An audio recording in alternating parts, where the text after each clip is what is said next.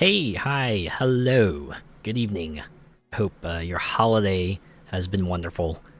Welcome to the middle of week. Congrats for making it this far.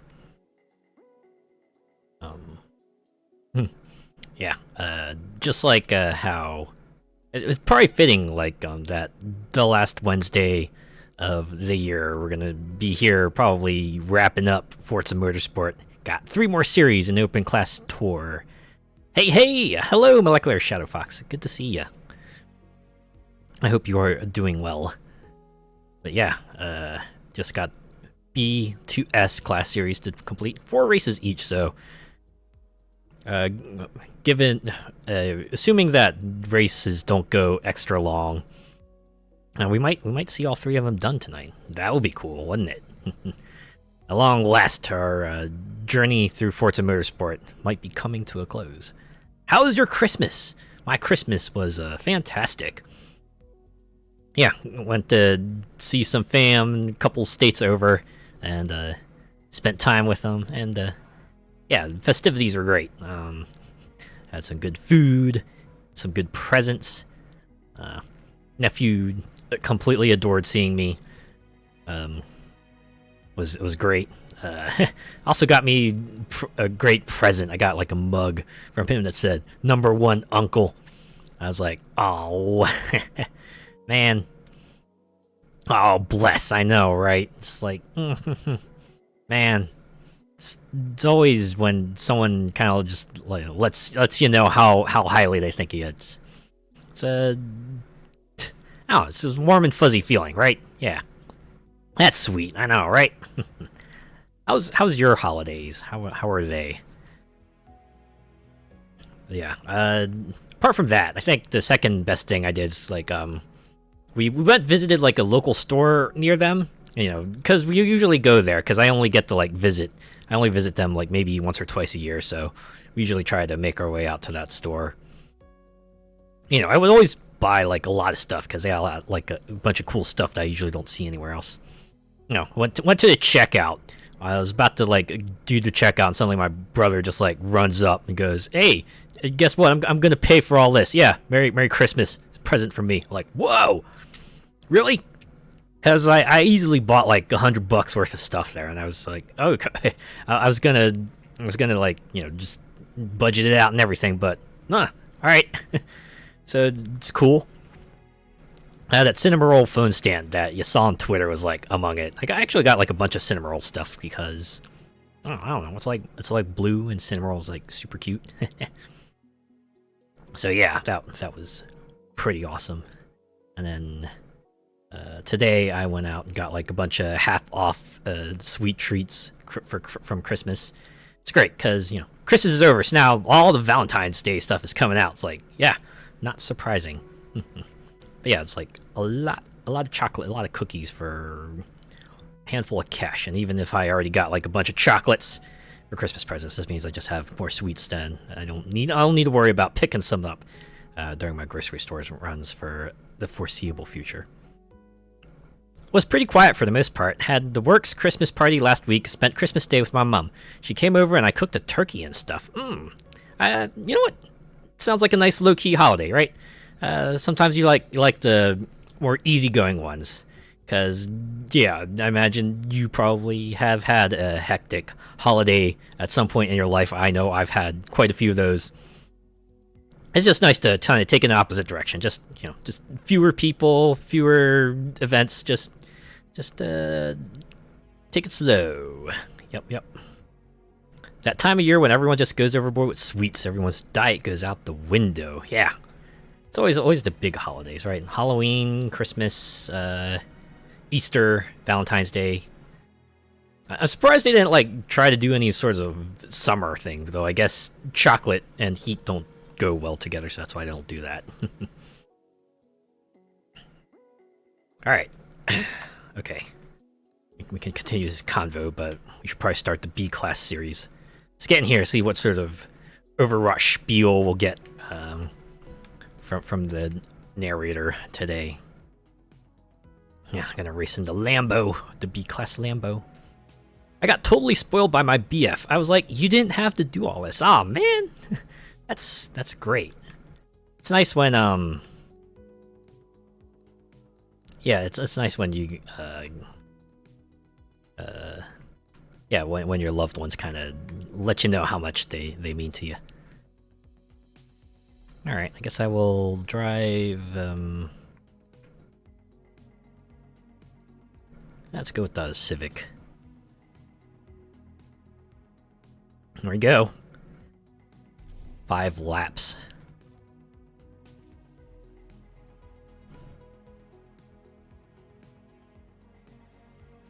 Amazon parcels aplenty. Yeah. Yeah. I know I got a lot of those in the week leading up to Christmas because I just kind of went nuts with getting everyone's presents, and thankfully I have Prime, so they came pretty quickly. Oh yeah, it's like a funny thing about the presents this year. So I think I ordered like a bunch of gift cards for a bunch of people, but I actually went out shopping like that weekend too to kind of get some more gift cards, and I got like 2 more. And as I was like wrapping presents, I realized, oh man, I need to get presents for like 2 more people.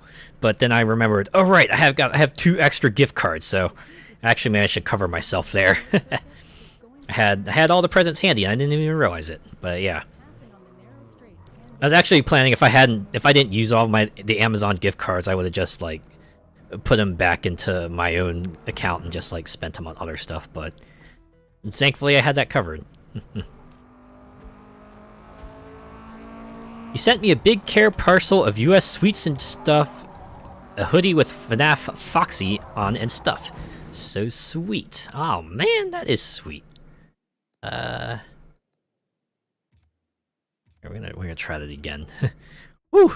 A week off, and I'm kind of shaking off the rust still. Gotta oil the axle and everything. Limber up. Get back into the swing of things.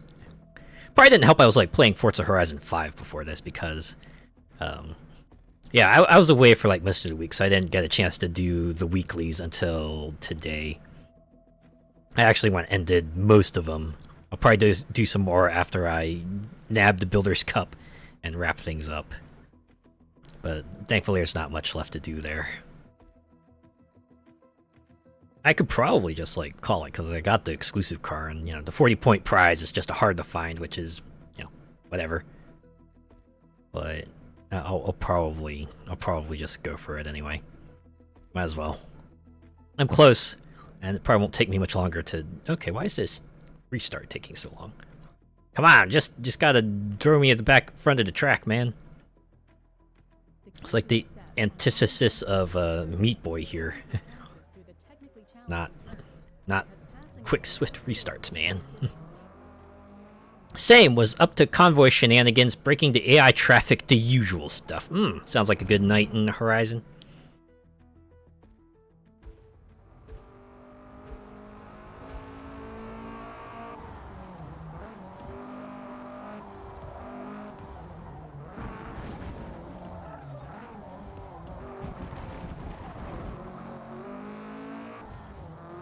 Wow, they only want me to do 2 practice laps, even though target time is like 1.5 minutes. Then again, I saw like regular race laps as 5, so I guess they were just taking the practice laps out and just putting them into the main track laps. Always fun to hassle the traffic, indeed. Especially since they'll stop for you, right? You get in front of them and they'll stop where they are. They're not even gonna try to drive around you. They'll happily wait for you to do whatever business you need to do.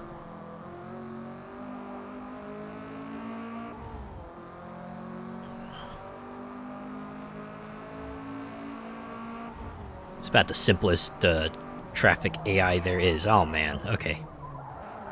Alright, you know what? Why?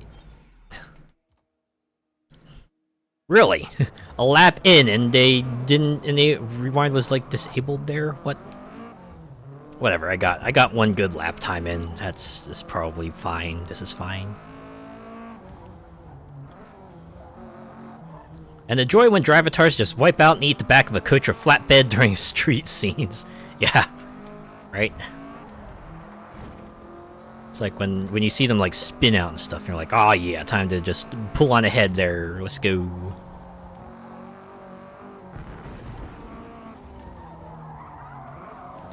Oh no, half second. I mean, this lap was already washed anyway, so whatever.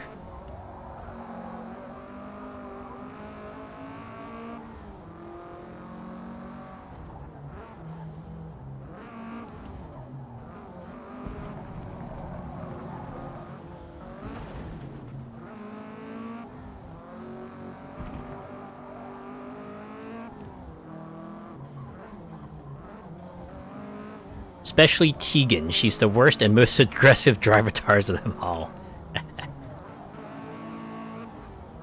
I always like it when, like, AI opponents just have, like, different variety of styles, right? It's not just, like, one style of AI. They got like, a good mix of them. Maybe you got one that plays by the rules, one that tries to skirt around them, one that tries to actively sabotage you. It's fun stuff. And I guess at the very least, having names to them at least lets you single out the ones that are the most annoying on one way or another.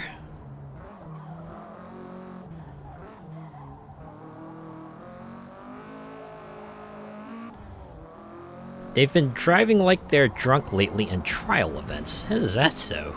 I guess anything that makes the trials easier for you, right? Sure, the AI might blow chunks, but you know what? I wouldn't mind if it stayed that way, right?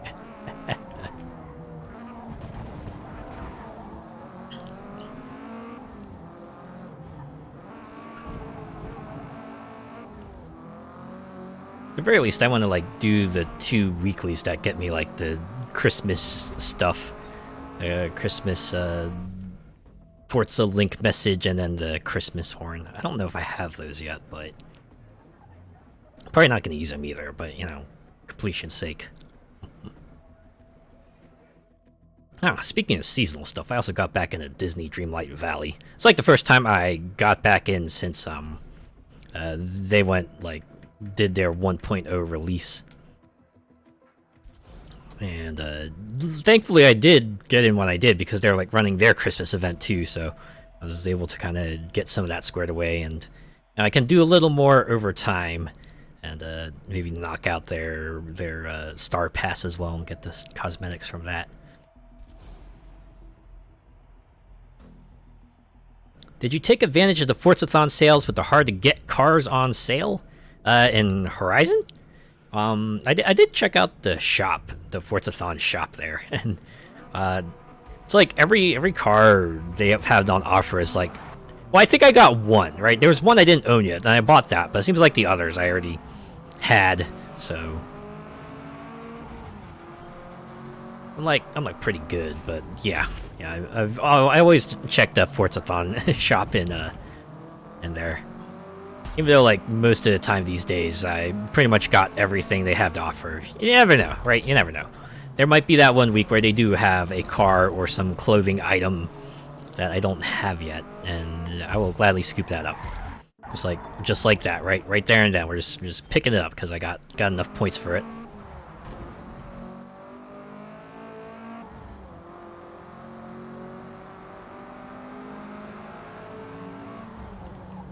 Christmas Eve, they had all cars that were seasonals for those who missed them. Ah, what? I forgot they did that. No, I did not take advantage of that, sadly. Yeah, I can only hope that, they didn't have anything I was missing there. Yeah, I remember when they did that the first year, and I actually logged into Forza Horizon 5 on the cloud, on Xbox Game Cloud, just so I could check the Forzathon shop then, but I did not do that. I think I was like preoccupied with other stuff because we were setting out presents, and I had to go to sleep early because, you know, a little kid was gonna get up early during Christmas Day, and they would want to open presents like first thing.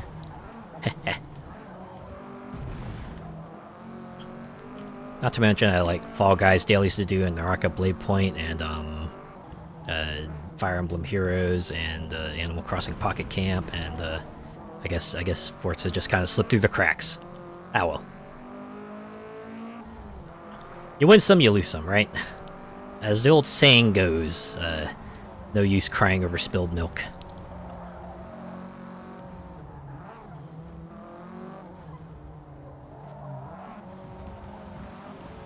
What about you? Did you manage to kind of get into that Christmas Eve shop and grab yourself some cars you might have missed?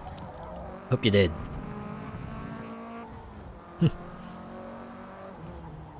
It's the done thing. Get up the crack of dawn shouting, "It's Christmas! Get up, presents time!"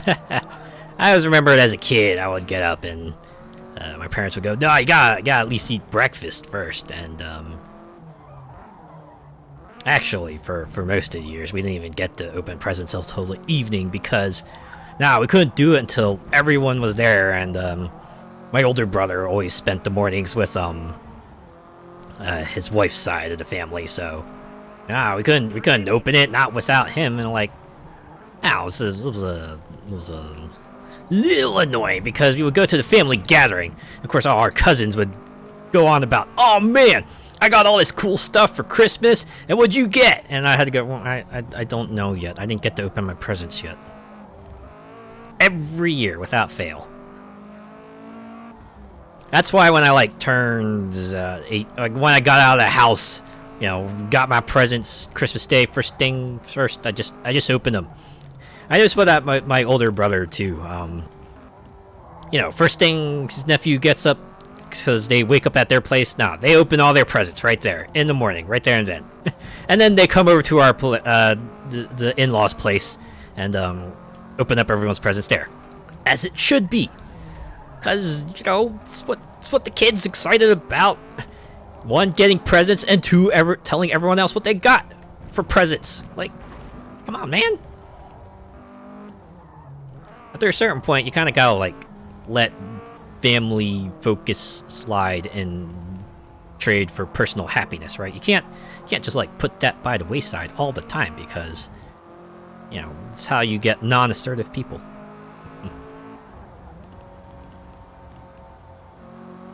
Luckily, I have all the seasonal cars and stuff. I did use some Christmas money to get all the car packs, so my collection is complete for now. Okay. That's good to hear. I did get a gift card. I was actually contemplating just using it to convert it to Steam Cash so I could get some stuff from the Steam sale. I'll probably do that. I got like a cart full of games that I'm just waiting to pull the trigger. I don't know, just psyching myself up or something like that. I think I can afford it for the month, but you know, I just gotta determine, is this the stuff I want, or maybe do I want to swap a game out for something else? Because I do want to get stuff from the Epic Game Store as well. There's like 2 games that I want that aren't available anywhere else. It's like the Kingdom Hearts PC Collection and Dangerous Drive. Since they also have 33% off, just like a flat 33% off everything thanks to their perpetual coupon. Might as well just, like, you know, get stuff there. As I've gotten older, it's gotten later and later. I'm like, it's just another day to me now. Yeah! I certainly get that. It started setting in, like, even when I was, like, younger, right? As a kid, it was this magical time where you got just stuff, right? It's just more stuff, but as you get older, you kind of see the inner workings of it. You have to put in some of your own effort to kind of make things work, and well, yeah, you start going like, yeah, I've seen it all.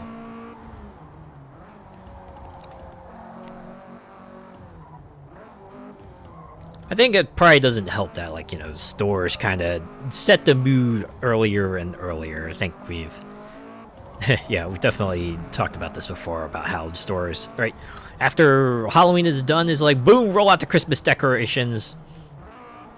Maybe put in like a token Thanksgiving display in the US at least. But yeah, just once the holiday is over, it's just time to start blitzing for the next one. I mean, yeah, I did mention on top, it's like, yeah, now that Christmas is over, all the Valentine's Day stuff is just coming out, right? They ain't even waiting for New Year's. They're just like, yeah, look at all these heart-shaped boxes of chocolates. Surely it wouldn't hurt to get one now, huh? Best time of the year as a kid, those years you got a bike were just the best. Oh yeah. Or like any sort of big present, right? Like it could be a game console, or like a gigantic Lego set, or a motorized Jeep, or anything like that. Just that big ticket item you were waiting, and your folks, your guardians finally kind of pulled the strings for one. It's a great feeling.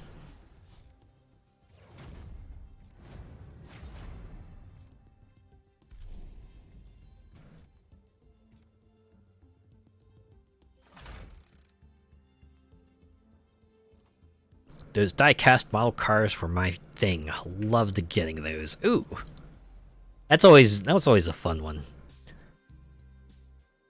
think I got some as a kid. They were like a stocking stuffer. They were perfect for that too, right? Just a little car in your stocking.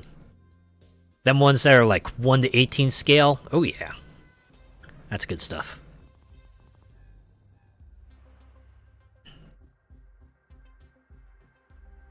The wind direction at Catalunya can change drastically during the day.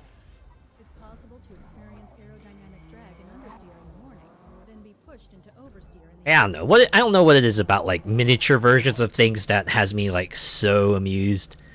I don't know. There's something real funny about it, right? I guess it's just being able to hold it in the palm of your hands and just being able to hold it and just really get a good look at it. The same way that, in a way that you really can't do with the full scale thing. Especially with a car, right? If you want to look at like the underside of a car, if you got it in mini form, it's pretty easy to do. In large form, well, it's a bit more difficult to do, and maybe a bit more dangerous too. Gotta prep yourself for it and everything, but yeah. Always had to have a garage to go with the Matchbox cars, with the car wash and all that. Oh man! I think I had like an old parking garage set that my older brother used to own, and he kind of left it behind, so we just use it as a play set for various other things. Not just like for model cars, but we also used it for our Lego sets. We like the base of operations. It worked out too, because I remember one of the old Lego sets I played with a lot as a kid was like a helicopter. And you can imagine the top of a parking garage makes for a pretty good impromptu helipad. So yeah, that was pretty cool.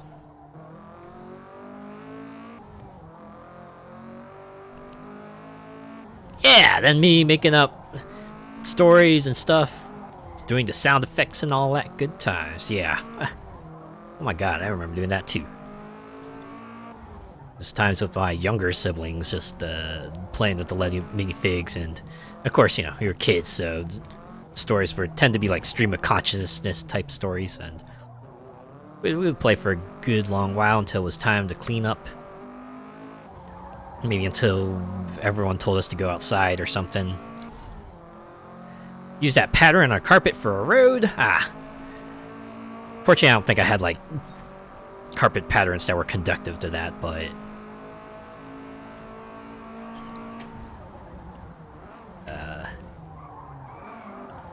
this is always, it was still, you could still imagine like that road in your head, right? Or we just like lay paper and books on the ground, pretend those were roads, or like islands, or put up a bunch of boxes, made them buildings. Add time. Okay. This is why I like Seribot. You're inside too much. Go out and get some fresh air. I know that feel too well. Here's the thing, I do go outside, you know, it's just, I guess I didn't do it often enough. At the very least, as I got older and just like got more into video games, I started going outside less, and I don't know, I guess that incensed them.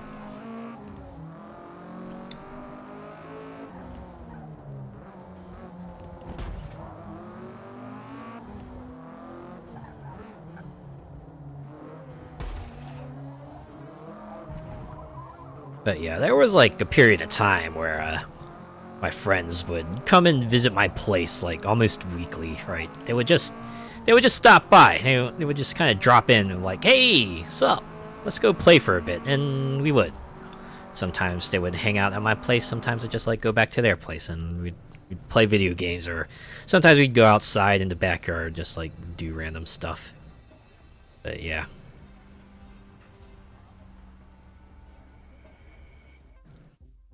You know, it was like my two younger siblings and I. We had some friends, common friends among us, but we also had our own friends, and I don't know. I guess that just like annoyed my parents a whole lot because it will all come at like separate times sometimes, right? They wouldn't all come at like the same time, and started trying to make them all come at the same time. It's like, what? You can't just like go and play with your friends all the time. You gotta spend some time studying and doing homework and stuff. And you know, it's not like we didn't do that. Just, guess, I don't know.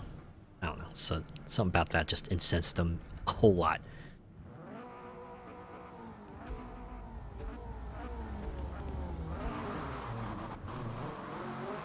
I think they even tried to like pull the card. What? Would you see him in school? Why do you need to see him out of school? I'm like, now looking back, I probably would have said something like, man, the context is like way different.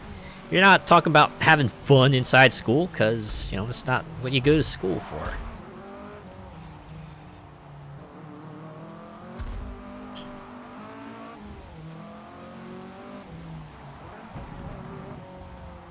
Knock on the door and like, you playing, and off we'd go on our bikes. Kind of like that spontaneity, right? It's just like wondering, oh man, is something fun gonna happen today? And boom, comes by your friends, is like, ah yeah, something fun is going to happen today. Good stuff, good stuff.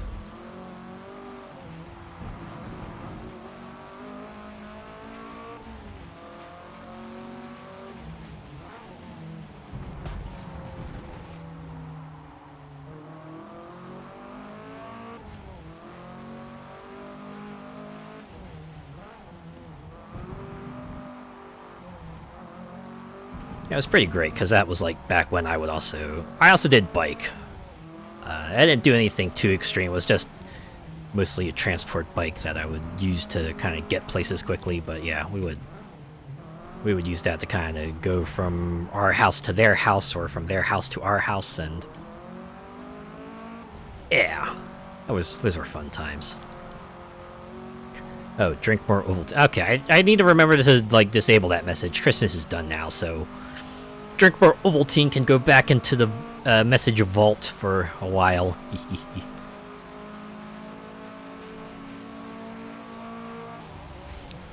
Incidentally, I think during our family gathering, my sister-in-law was actually wearing a Christmas Story sweater. It was pretty funny.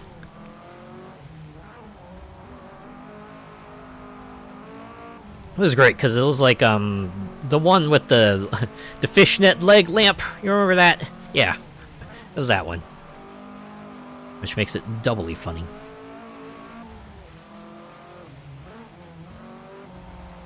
Drop your mountain bike down in gear and you'd be off like the wind. Used to like riding none-handed down hills. Oh, a thrill seeker, huh? Man, I would not have the courage to do that. I don't know.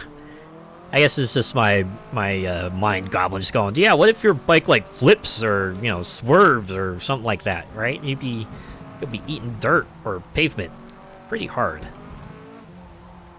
That actually did happen to me once, and that was because I was like swerving on purpose. I swerved a little bit too far. I kind of fell off the bike, scraped my elbow a bit, and yeah, I didn't do that again.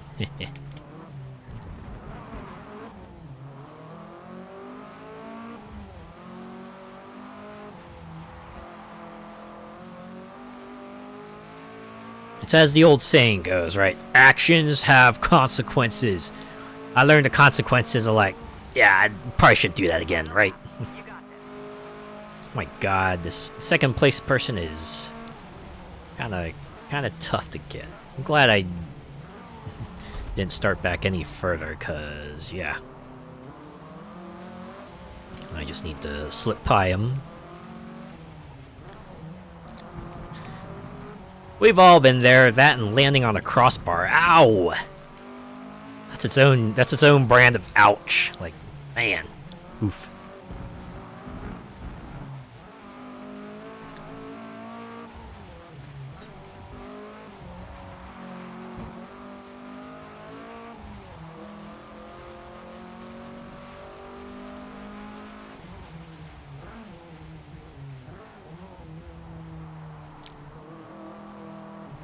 And to be honest, it's been like a really long time since I've actually ridden on a pedal-driven bike. Like, I don't know, most of the time, if I need to get somewhere, I'll just walk. Like, I've never needed to go somewhere far and that's like too far away to walk, but not close enough to, or not far away enough to take a bus, but too close. You know what I mean. It's like I don't need a bus, and it's like too impractical to walk. So I would have taken a bike, but I've never had a destination that required a bike. I don't know how I'd do if I get on a bike. Would it take me a little bit to kind of reacclimate myself to riding it, or would I be able to pick it up pretty quick? Then again, I ask myself about that for a lot of things that I haven't done for a while, and I want to say 90% of the time, if I pick it back up, I might have a little bit of an adjustment period, but I'll usually get back into a swing of things. All right. I guess the main thing for me would just be finding a bike that isn't just worn down to all heck. I know bikes aren't cheap either. Not to mention, you need a special place to store them and all that good stuff.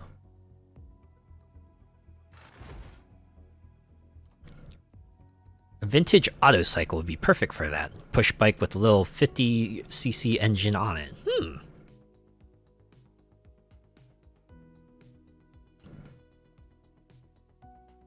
I need to check to see if my place is moped friendly or electric scooter friendly, because that might be handy. The iconic Mid-Ohio sports car course was built to the contours. Would probably need to check what the laws are around that too, because I know there are some places that have designated lanes for them, or usually want you to stay off the sidewalks or not, or certain hand signals that you might need to do if you're riding on the street or something like that. Good to be cognizant of that stuff so you don't run afoul of them. I'd still have a Segway if they weren't banned here. Oh man.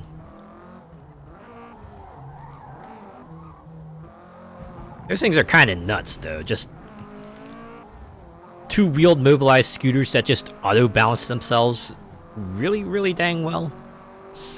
That's kind of nuts.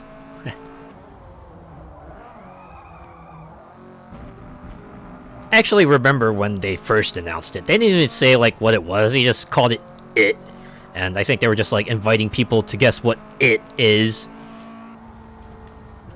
And this was back in the earlier days of the internet, so it was just as simple as putting in your guess in a text form, and then just seeing your guess kind of get recorded on a page.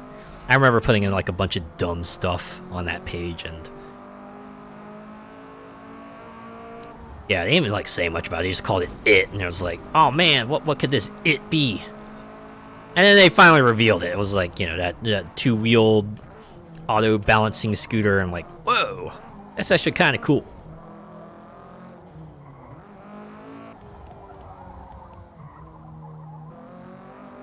But yeah, they are wide, and they can be pretty huge, and they do have a tendency to get in the way.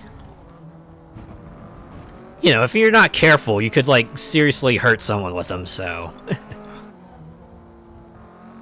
Not like you couldn't hurt people with, say, a bike or a moped or a motorized scooter, but, yeah.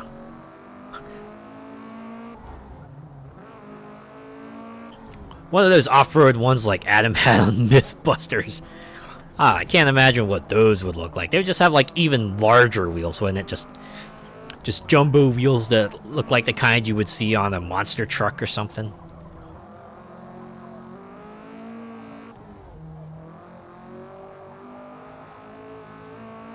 That would be like the kind of thing you would have just to flex on others.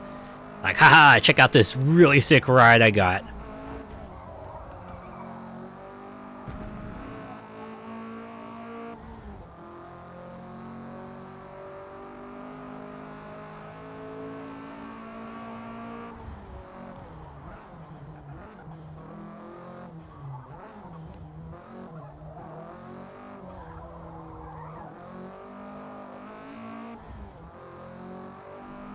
It would be a fun way to navigate a golf course. You know what? Yeah, I can see that, because golf courses tend to be, like, pretty easy on the terrain. At least most of them are. Guessing it would be, like, a lot less troublesome than, well, golf carts. Even if the tech might be, like, more expensive. It would certainly beat hoverboards, too. Actually, like, apparently saw on the news that they're still selling hoverboards, and they're still having, like, the same problems of, like, catching on freaking fire. Like, why do they still continue to be sold? This was an issue, like, when they first came out, like, 8 years ago. And, you know, the whole thing about them being called hoverboards when they don't hover. I still remember that Daily Show segment about the hoverboards, and... yeah, it was her name. Jessica Williams was just definitely on about why you call them hoverboards and they don't hover. I'm almost certain they had like a scene from Back to the Future there, right? Because there's a hoverboard that lives up to the name. How many fail vids feature those? Yeah, right? They don't even do the auto-balancing thing that well sometimes either. At the very least, you can't, you know, lean too far forward, because your natural center of gravity will eventually take over. I mean, that's why the Segway has that, like, giant-ass handle, because, you know, it's something for you to hold on to. For good or ill.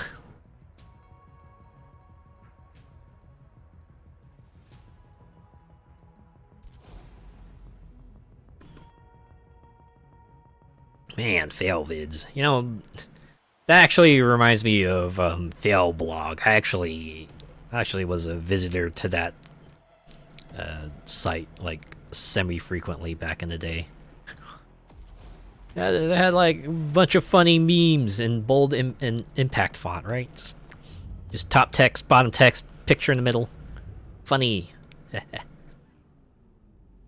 When they had all those spin-off sites too, like they had one focused on social media, they had one focused on video games, one focused on like general internet, and all that good stuff. I would not be surprised if that site was just like way scaled back now, or just largely inactive if it's still up. Shame so many of those fail vids are ruined by annoying background music. Well, it's just a sign of the times, right? It's like, maybe that's like what the kids are into.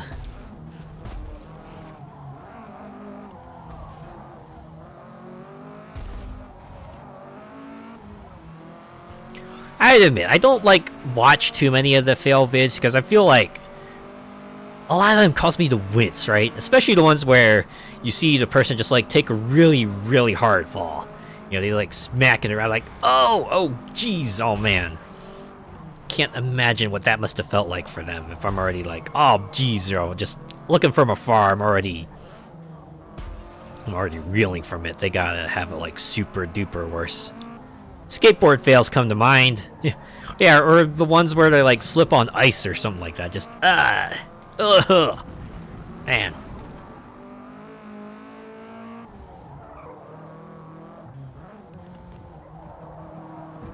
That's why I usually just like stick to watching pet videos, right? Pets doing pet things.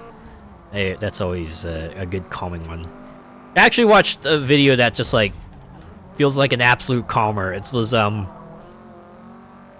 there's a guy. He's just lying in the field, in a grassy field. There's a lamb beside him. He's petting the lamb, right? Just petting it on the head, giving it the scritches, and he stops. Right, just relaxes for a bit, and then the lamb just starts pawing at the guy. It's like, right? It's like a dog or a cat. It's like, hey, why'd you stop patting me? Give me more pats. And then the guy goes right back to giving the lamb the head pats, and like, oh man. Right? It's not just the domestic pets that kind of do that. Give me love kind of routine. A lot of animals do that. I've seen that. It's adorable. Yeah, the one that keeps pawing him for more. Notice how it shifts hoofs when the other gets his attention. Ah! I've not... I guess not had to rewatch the video to check that out, but yeah. Hey, you know what? This is a good reason to go back. But yeah, there's something like that. Just, instant calmer. Like, anything bad happened during the day? Yeah, well, don't worry about it anymore. Here's a lamb acting like a kitty.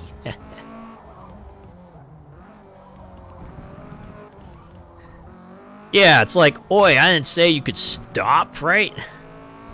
It's like, hey, you're still here, aren't you? Why is your hand not on my head? People versus the Wind was a hilarious one I saw recently. Oh yeah. I could see that being fun, especially when their umbrellas like become involved and you see that thing just like flip inside out.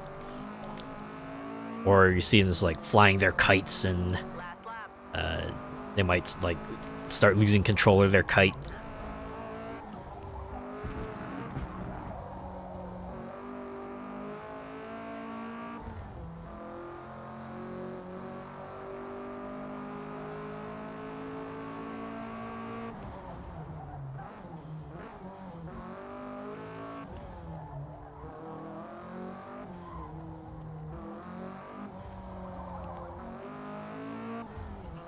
They look like they're in the wind tunnel. Yeah. Their clothes and hair are just billowing out. It's probably like the kind of stuff you probably usually see in a city because, well, the city buildings are just in a way that just kind of creates a wind tunnel. At least enough of a corridor that kind of focuses the wind into a localized area.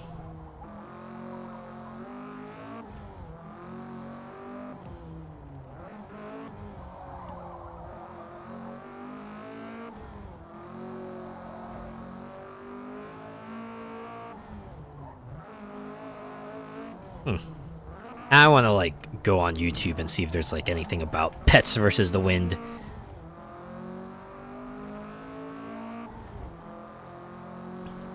Probably pretty fun to see them either try to fight against it or run for cover or something like that.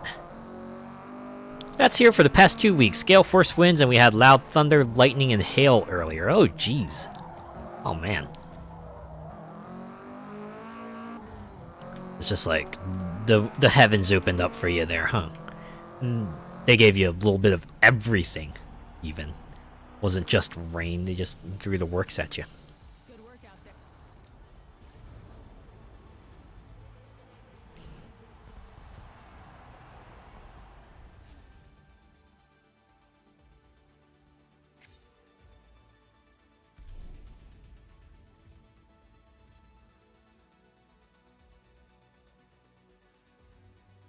Starting to think maybe I should stop like the auto upgrade thing because we kind of hit the PI limit, so it's not much more adjustment they could do, right?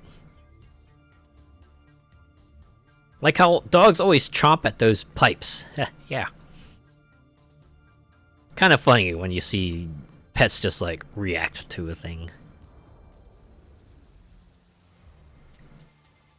Just imagine their thought process going, oh, what is this thing, and how do I interact with it? And then they try to do what they think is appropriate, The Indianapolis Grand Prix circuit has and it just ends up being really adorable. including the high-speed banking. You'll need to keep your speed up and consistent. When cats get scared and they damn near jump to the ceiling. Oh yeah.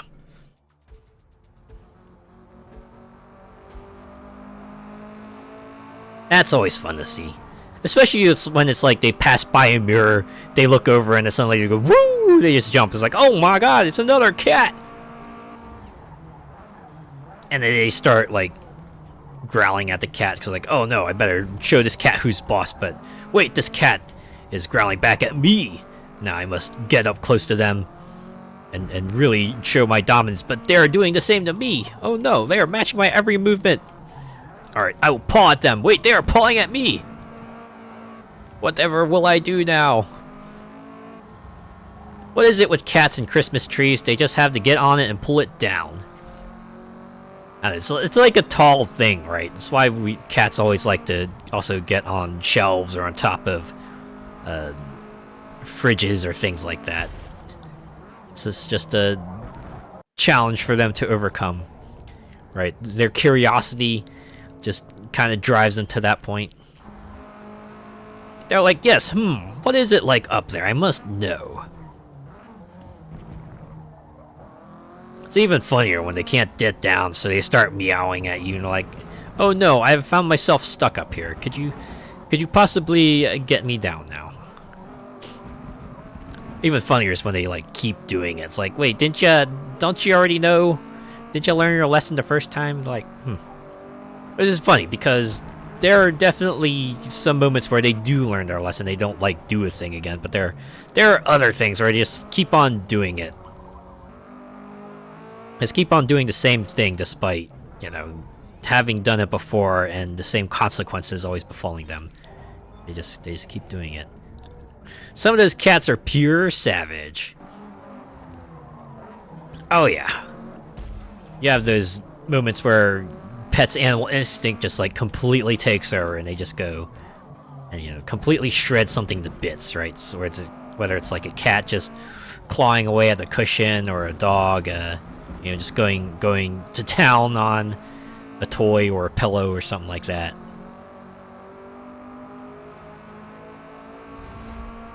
I think the closest I've gotten to encountering something like that was one person I roomed with had a bunch of cats. They had a couple cats as pets, and like one night I was up late just doing my studies and stuff. I hear this loud crash just like happen in the living room, so I run out to see what's going on. I see there's like a curtain rod on the floor and the whole curtain is kind of like on the floor too. And I'm a bit in shock. I was like, wait, what happened here? And I just see like my roommate's cat just like crawl out from under the curtain. They spot me and they just stare at me as if like, oh no, someone's seen me. And then just a moment later, they just like dash off. They're like, see ya, whoosh. So then I just like try to go fix up the curtain rod because I didn't want to leave it there. My roommate then comes out and goes, you know what, just don't worry about it. Don't worry about it. Right, we'll fix it in the morning. So I put it down and just like, go finish up my studies, go to bed, and I see my roommate the next morning, and then they tell me, yeah, no, don't worry about it. I figured, I'm guessing the cat probably had something to do with it. And I'm like, yeah, the cat definitely had something to do with it because I saw him. I saw the cat come out from under the curtain, and they had the guiltiest look on their face. And my roommate had a good laugh out of that. I'm like, yup. It's like, yeah, definitely what happened.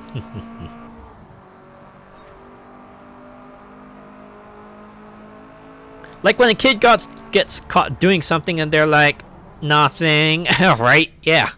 It's something like that. They're just like, imagine the cat just like going through the thought process right now. Oh no, they see me. Do I just dash off anyway? Pretend nothing's happened? You already just like wait there and wait to see what the human does. One way or another, something was gonna happen. But yeah, that one has stuck with me. Because, you know, just cats doing cat things, and we just get to see, we were just like, we get to see part of the process, right? Always get a kick out of those fainting goats that go stiff when they're spooked. Ah, that always amused me. Or like the red pandas, when they see something that they're like threatened by, they suddenly just raise their arms up. They try to look bigger than they are. They're like, ah, no, don't go after me. I'm actually huge. Ah, speaking of funny animals and goats, that actually reminds me of another video I saw on YouTube where it's like a cat and a baby goat, right? They were doing their own thing. So I guess one of the things goats do is when they're, it's like a declaration of a headbutt. When they're about to headbutt someone, they kind of raise their two front legs and bring them down.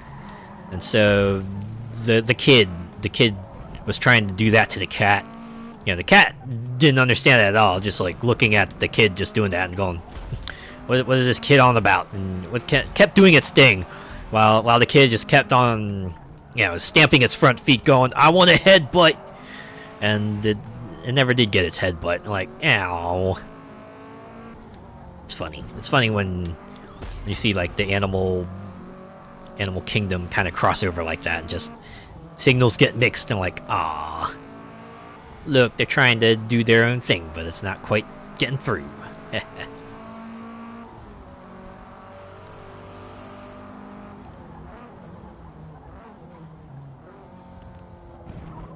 Uh-oh, this is gonna be a penalty. Oh, really? No penalty. Okay, I'll take it.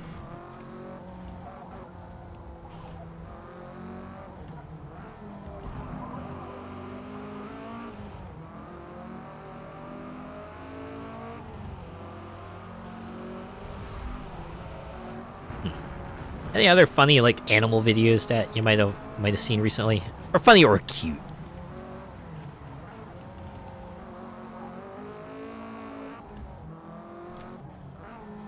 I always find that therapeutic. It's like, hey, if you know, if anytime I just need it, I just like go to YouTube, just type in, I don't know, cats or puppies or like baby animals doing thing, and I'll usually just get served up a whole series of them. Like, yep. Time to kind of chill out for the next 30 minutes or so, just watching videos and get real calm.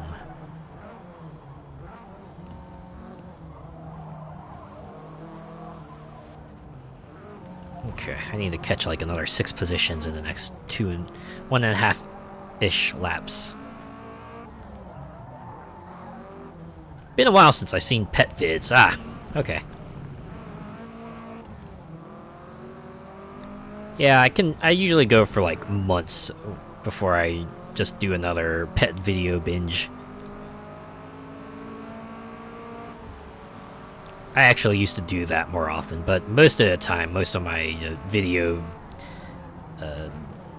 times these days is taken up by me watching vtuber streams.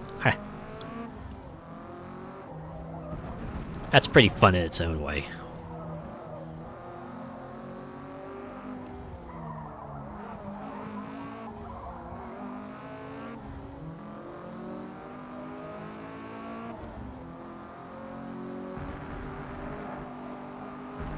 Alright, three more places to catch.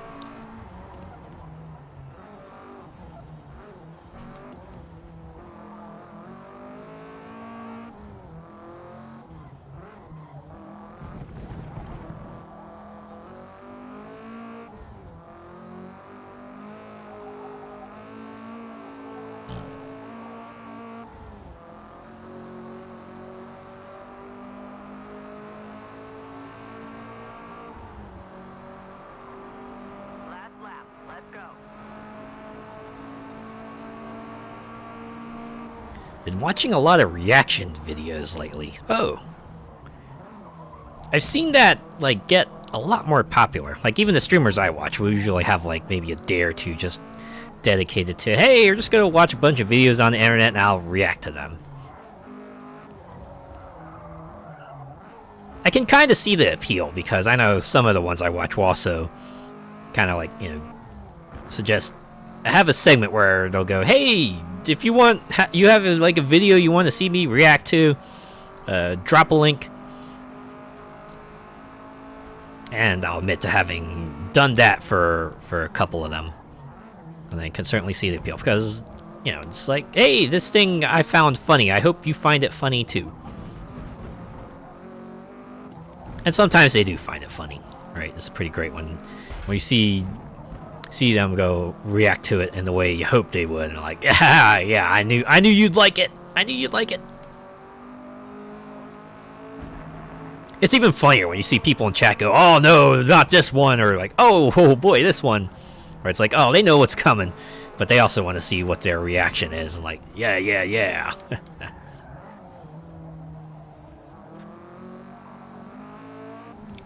Some of the musicians ones that see some of my fave artists for the first time. Some reactions look so forced and put on, though. Yeah, I can see that.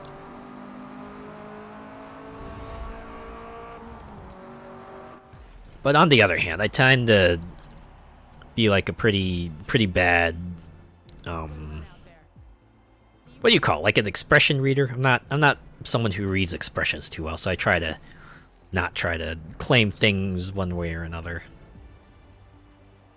I don't know. That's like one of the things that kind of rankles me a bit when someone tries to, like, you know, do a whole deep analysis on another person based on like a couple things they do.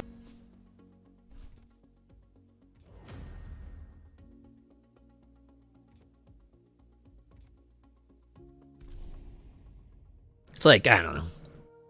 In the absence of anything else, I don't want to maybe do any like, you know, deep sorts of analysis or judgment on them. All right, 2 series to go. We're gonna go up to A-class cars now.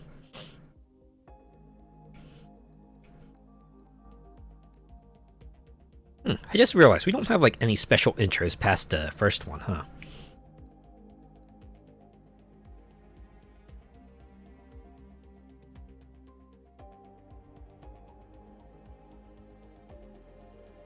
Yeah, I guess there isn't much to say after, hey, it's kind of, you know, pick your own car. It's all come down to this. Have fun.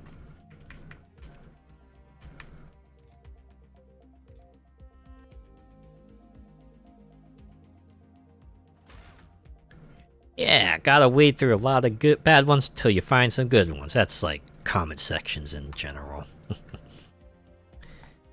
Seeing so many heated arguments erupt in the comments section with deep dives into the psychology of characters. Yeah, everyone suddenly just becomes a psychoanalyzer, right? They got the armchairs.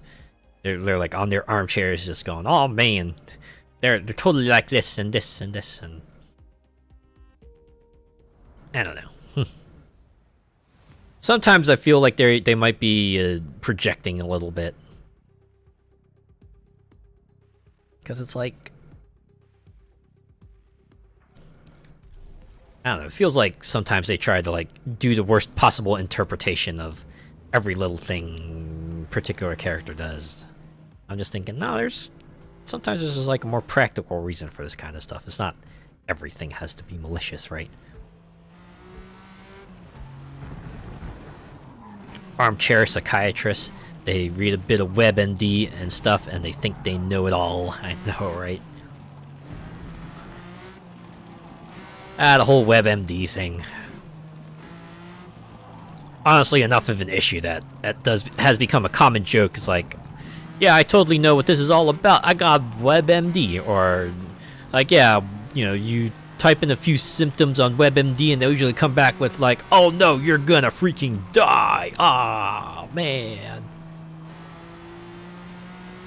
It's like, I've heard enough of that I've kind of, you know, not used WebMD for much of anything, really, because I know it probably, I feel like that's probably like a rabbit hole I would dive too deep into, given half a chance. I'll just stick with, you know, exploring my franchises and games, and looking up mechanics and stats and items and what have you. Thank you very much.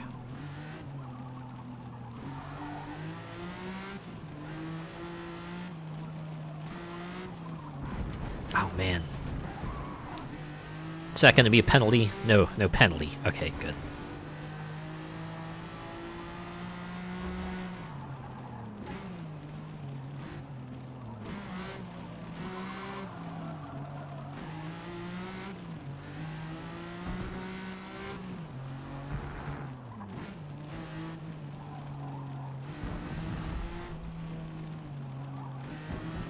Dr. Mike on YouTube is a good one. He analyzes, like, Mortal Kombat injuries and all that good stuff. It's interesting. You know, I always find that fun. Just applying real-world analyses to video game things and going, oh man, so this is what it would really be like if this happened in the real world. You know, it's nothing to be taken seriously, obviously. It's just something fun to know about. Just thinking about the liberties they have to take to, you know, make the game fun, keep things moving at a reasonable clip, and you to not worry about stuff.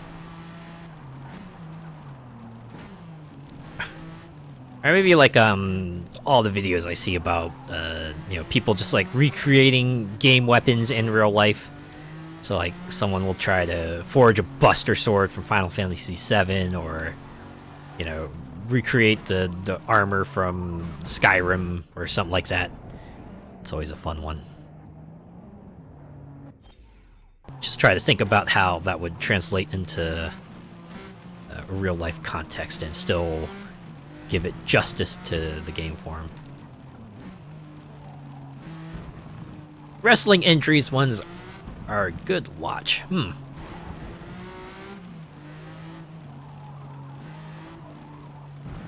Yeah, I remember watching like a wrestling documentary a while ago. That actually did go into kind of like the inner workings of how people do that kind of stuff, and yeah, it's fun. I enjoy behind the scenes looks. I enjoy. It's like seeing how they manage to kind of like put a show together and what they need to do to make things run smoothly. And what kinds of stuff they need to do to prep for it, or, you know, kind of the cleanup they have to do afterwards, or stuff like that. More physical than people realize. Oh, I bet. Like, a lot of the moves they do tend to be like a two-person thing, right?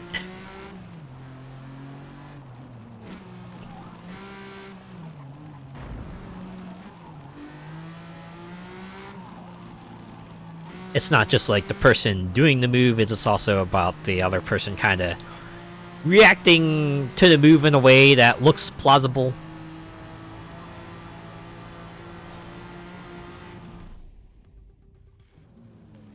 Yeah, it's all about protecting the other person. Yes, yes, absolutely. Make sure you don't hit them in the vital parts. You gotta make sure. But you gotta make it look close enough that it does look like it's like a big hit, but you don't want to do it. You don't want to actually do it. Oh my God, they're not feeling confident about this one for me. All right, we'll start in 7th. Yeah, as the Sesame Street song goes, cooperation makes it happen. Especially that goes like especially so for stage productions.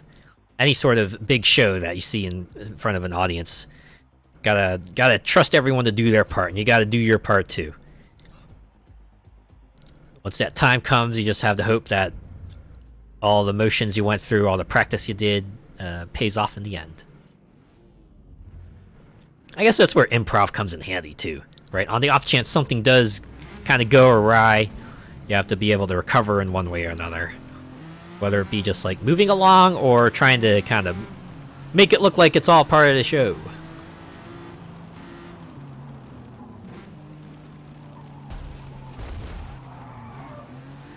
Yeah, you gotta decide on the fly, exactly.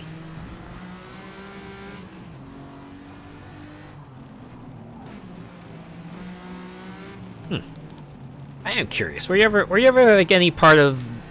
Were you ever a part of any large production on stage?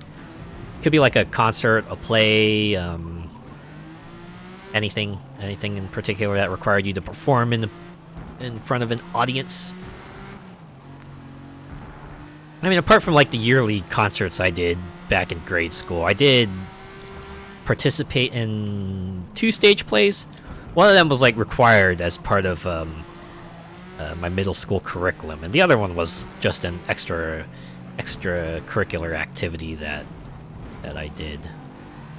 But it was fun. It was kind of fun just being part of the. Well, one of them I was like part of the stage crew, kind of doing background stuff, and the other one I was actually on stage performing. So I kind of got a taste of both parts of it. It's fun, but definitely not my kind of thing. Not the type of person who could do that sort of performative stuff on the fly, but certainly have a lot of respect for those who do, and who can do it well, even.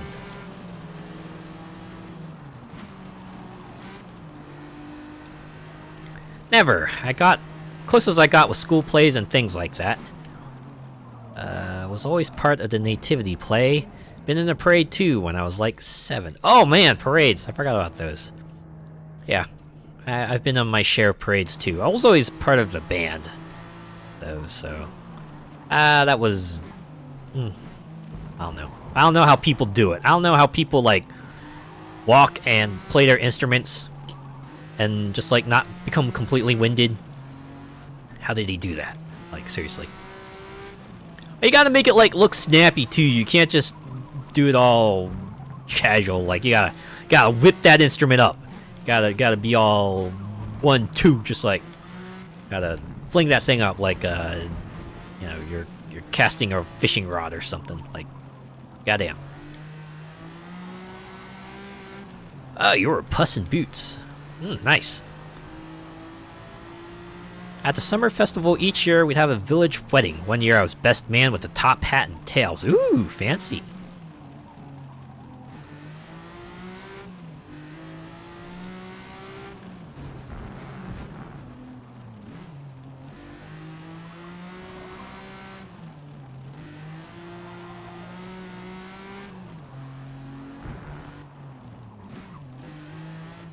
Never worn a tailcoat myself, but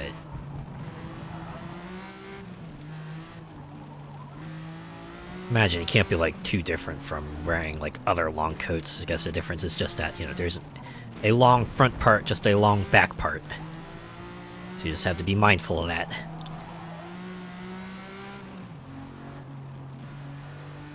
Always remember that, cause one of the bridesmaids wouldn't let go of my arm, just linked like glue. Oh man. It's like the moment you can tell, oh geez, they must be completely scared witless. They're just like, just holding on to anything, right? Trying to maintain grip on anything they can, metaphorically and literally. Oh, I need to back that up again. Alright, this is a good spot.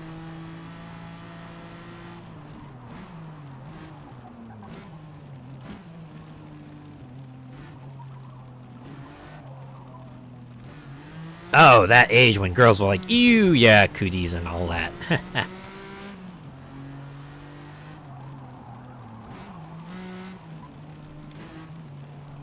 Yeah, I guess given in that context, probably be even more understandable that a kid who's like absolutely scared out of their minds would just hold on to anything they can, just try to keep a grip on themselves as well as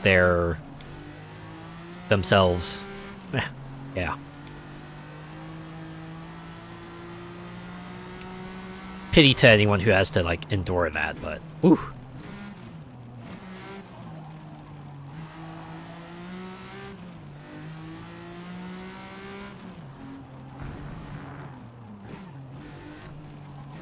Yeah, that was like one of the things I remember people joking about. It's like, yeah, remember when sitting boy-girl was a punishment? You know, as you get older, it's like, wait, maybe not so much. Unless you're seated next to people you hate. Yeah.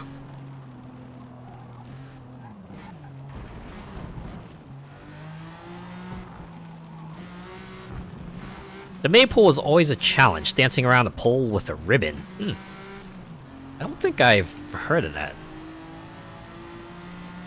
I'm guessing the pole isn't fixed then. You have to like hold it up with your hands. You just have to make sure everyone kind of holds onto it and doesn't completely make it spiral out of control or anything like that.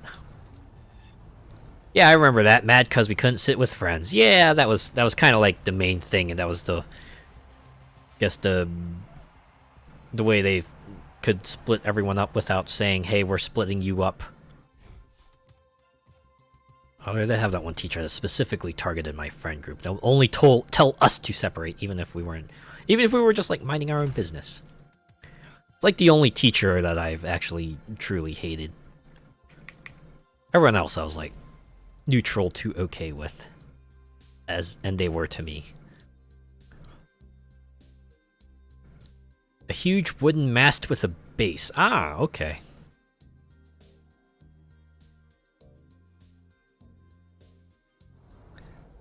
So if I had a base, that means... Yeah, okay, so it's stable, so I guess... Yeah, alright. Just dancing in general tends to be challenging, so get that feel.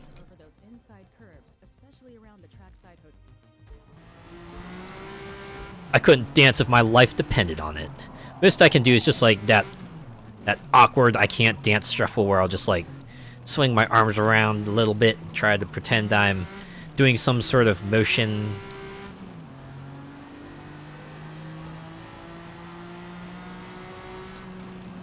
We'd have to dance around it to make the ribbons plate. Oh, okay. Same, 2 left feet. Yeah, alright. You understand where I'm coming from then.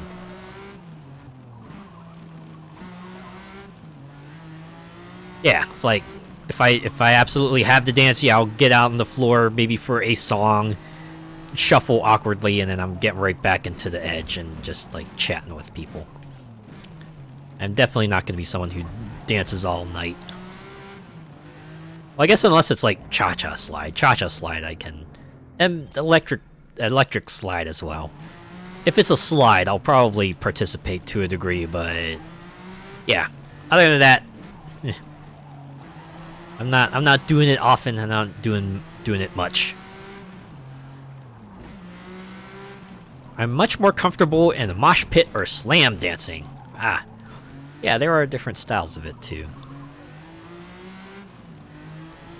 And I can imagine at school dances, they probably expect you to just do like boogie type of dances or just jamming out or things like that. But other places might have different things that they expect people to do. Sometimes all you have to do is just jump up and down and maybe bang your head. Always that one person who thought they could break dance. That's always funny. I mean, it looks great when someone manages to pull it off, but it is funny when someone doesn't quite make it. That was always a good sight gag. You see just like person on their back just like doing the 6 spins, right? They're spinning and then suddenly they just stop and they're still on their back. It's like waiting for something and then they just like awkwardly right themselves and start dancing again.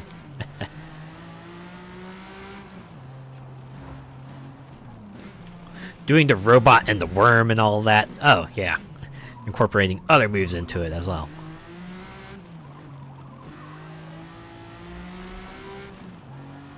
If not that, there's someone imitating Michael Jackson.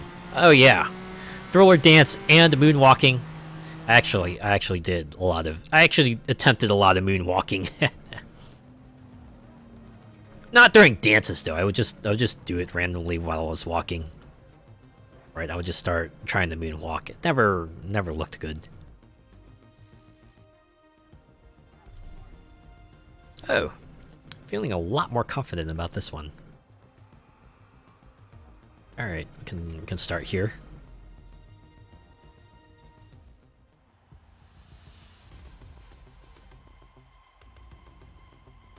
Oh, I guess the other dance I would participate in is the chicken dance, right?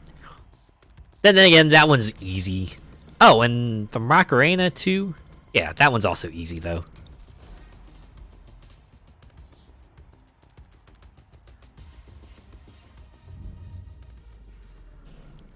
Actually, someone brought that up on another stream, right? We were talking about like old songs that you would like hear back in the day when you were in a sporting event. Macarena was one of them, and person there was like, man, I don't know why the Macarena ever became popular, because apparently the song is about like a person while their partner is away is just going fooling around with other folk. I'm like, oh, it's definitely because of the dance and the catchy beat, right? You don't normally hear a lot of songs for that kind of style of melody that the Macarena has. So even if you don't understand the lyrics, you're just vibing to the music.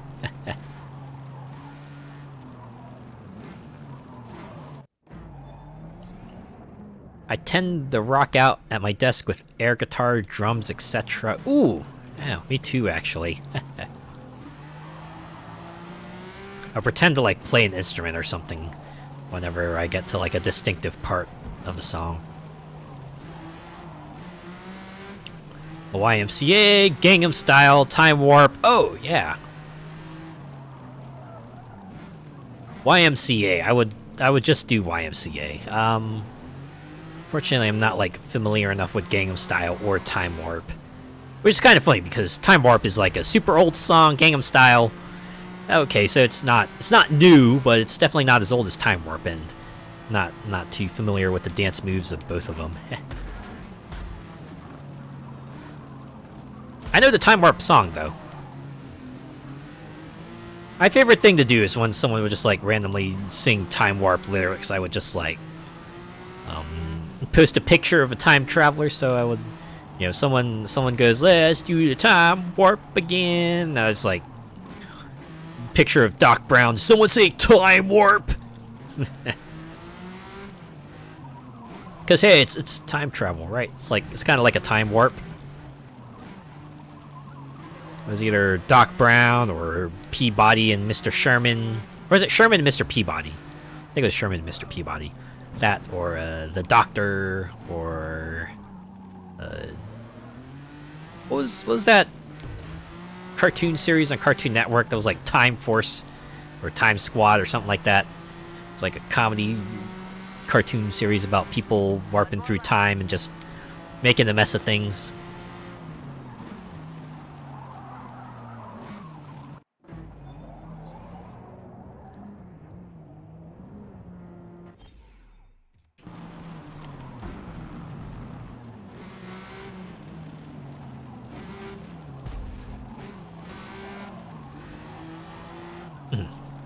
Well, in any case, are there any other songs that you remember from like big game events, whatever they may be? Quantum Leap, yes, I forgot about that one. Yeah, absolutely.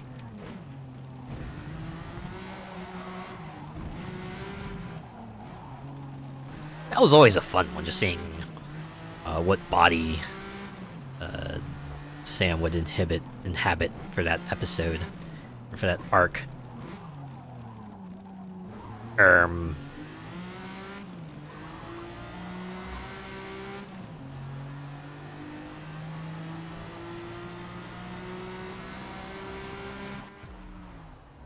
Ah, dang! I realized we were like at the end of the race. Well, Good work today. We finished P2. that's okay. We're neck and neck with first place, so we can still make it out.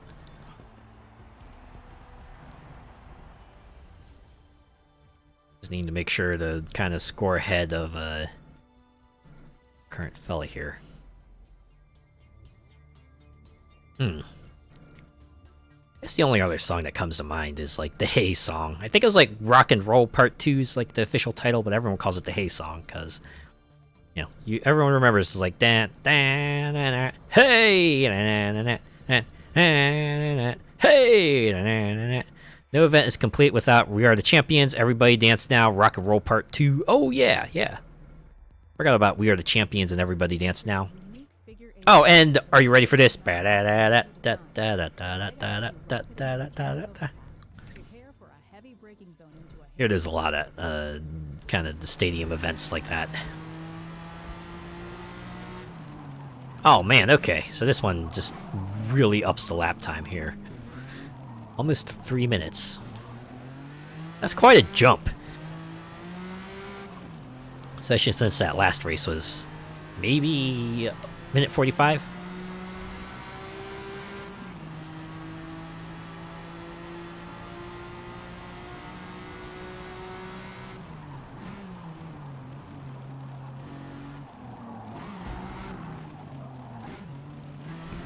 Oh yeah, the Tina Turner one, the best. It was kind of funny because that song's actually a love ballad, but, you know, most of the time they only ever play the part where Tina Turner sings, "You're simply the best." They never go past anyone I've ever met, because I guess it stops being a general "you're the best" song if you go beyond at that point. It's just funny how they handle it. Because no one is stuck on your heart. That's for sure. Not. You wouldn't want to imply that anyway.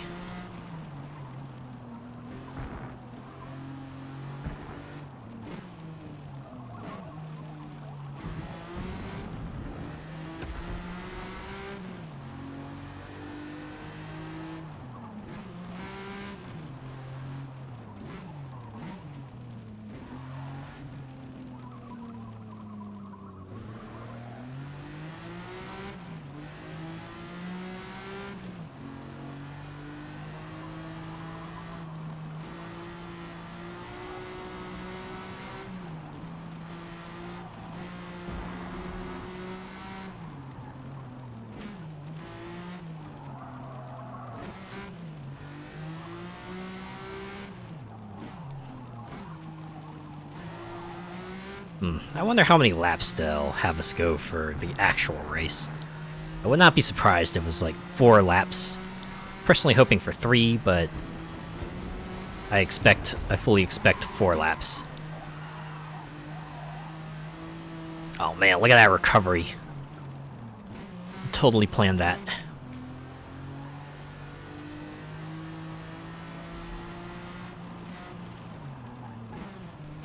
I'd love to be the one to choose songs for stadium events. That sounds like it would be a lot of fun, right? Just being able to kind of put out your playlist, get everyone else to kind of listen to the kinds of songs that you would be into. Could you imagine?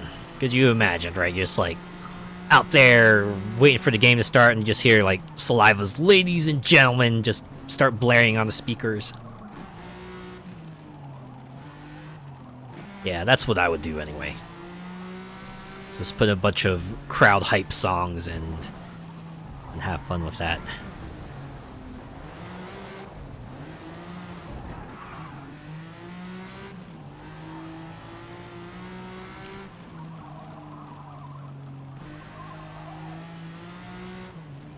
So what would your stadium playlist look like? If someone did just like come up to you and go, "Hey, we need you to put up a playlist of music for our next game," or the next event. Any kinds of songs would you throw on there? I would probably put on a lot of like high tempo stuff because, regardless of what the lyrics are, anything that just has that sort of fast pace to it gets that blood pumping, right? Gets everyone excited.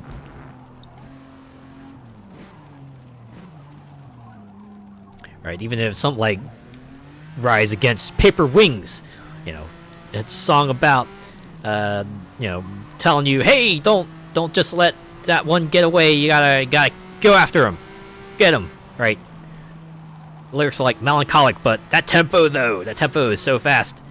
It'll get you raring to go, even if maybe the lyrics don't quite match the mood. For something like a destruction derby, it'd have to be metal on metal by Anvil. Ooh. I imagine that one kind of goes hard and gets you in the mood for watching some vehicles get thrashed.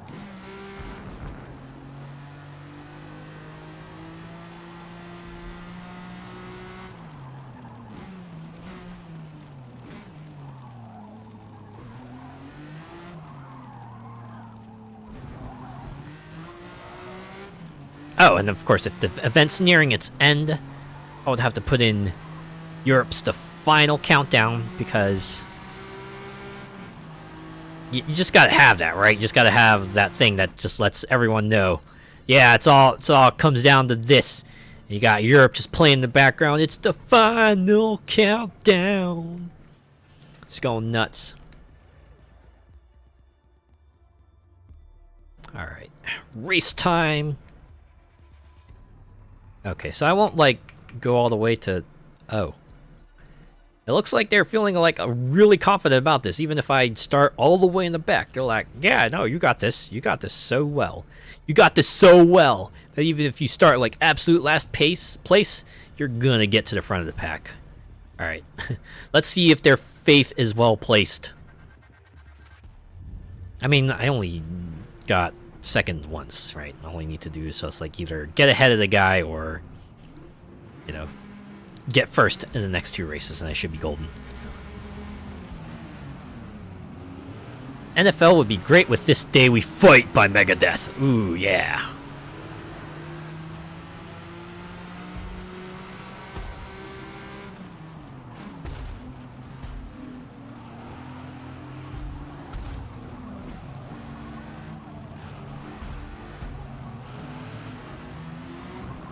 And as I expected, 4 laps. Okay.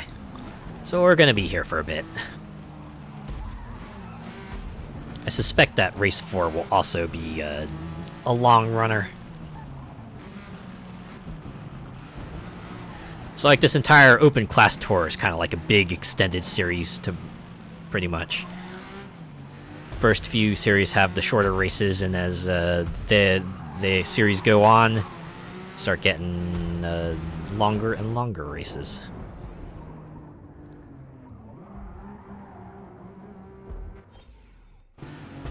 But yeah, for the American football games, I don't know, I feel like the little jingles that the various channels have kind of already do pretty well with setting the mood, though none of them does it quite like the way Fox Sports does. I don't know, for some reason their melody they have for kind of the commercial bumpers and everything just really hits the right spots.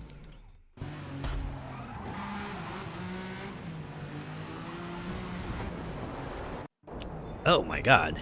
I think I need to rewind a little bit further. I feel like the position I'm in really isn't doing me any favors. Oh yeah, and the robots. Yeah. They always do funny things, but yeah, something just having a big hulking robot be like your football mascot just completely fits. Especially when they didn't do football things, they would just like be dancing and stuff before commercials and everything too. Those are always good times. No! I do not accept.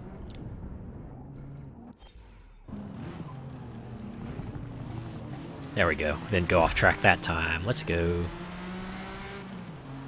Oh man, I still gotta catch like 8 of them, but then again, we're not even through the first lap. We got a long ways to go. Got plenty of time to get to the front. You know, just little by little, I'll inch my way towards the front. I'm in the top 33% now. Normally, this would be a good thing.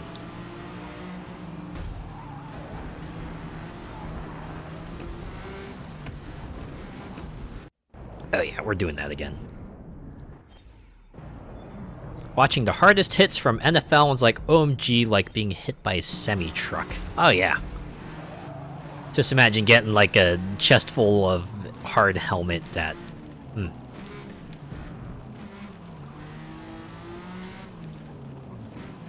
Honestly, don't know how they do it. I don't know how they just like... Well, you know, they just withstand kind of getting smacked repeatedly. And smacking others repeatedly. That can't be good. Can't be good for the body. Which amazes me that, you know, there are some people in there that kind of hit in their 40s and they're still playing football. Like, wow. You're just in it for the long run.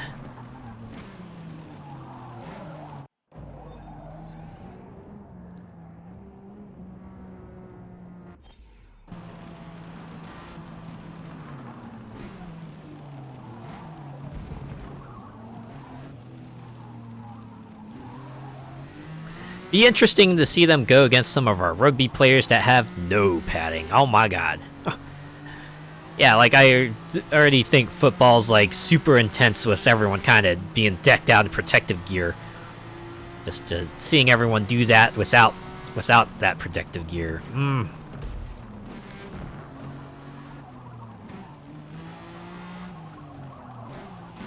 Like I imagine they got like rules in place and stuff like that, but still. Just taking that completely without any sort of way to kind of cushion it out in some way or another.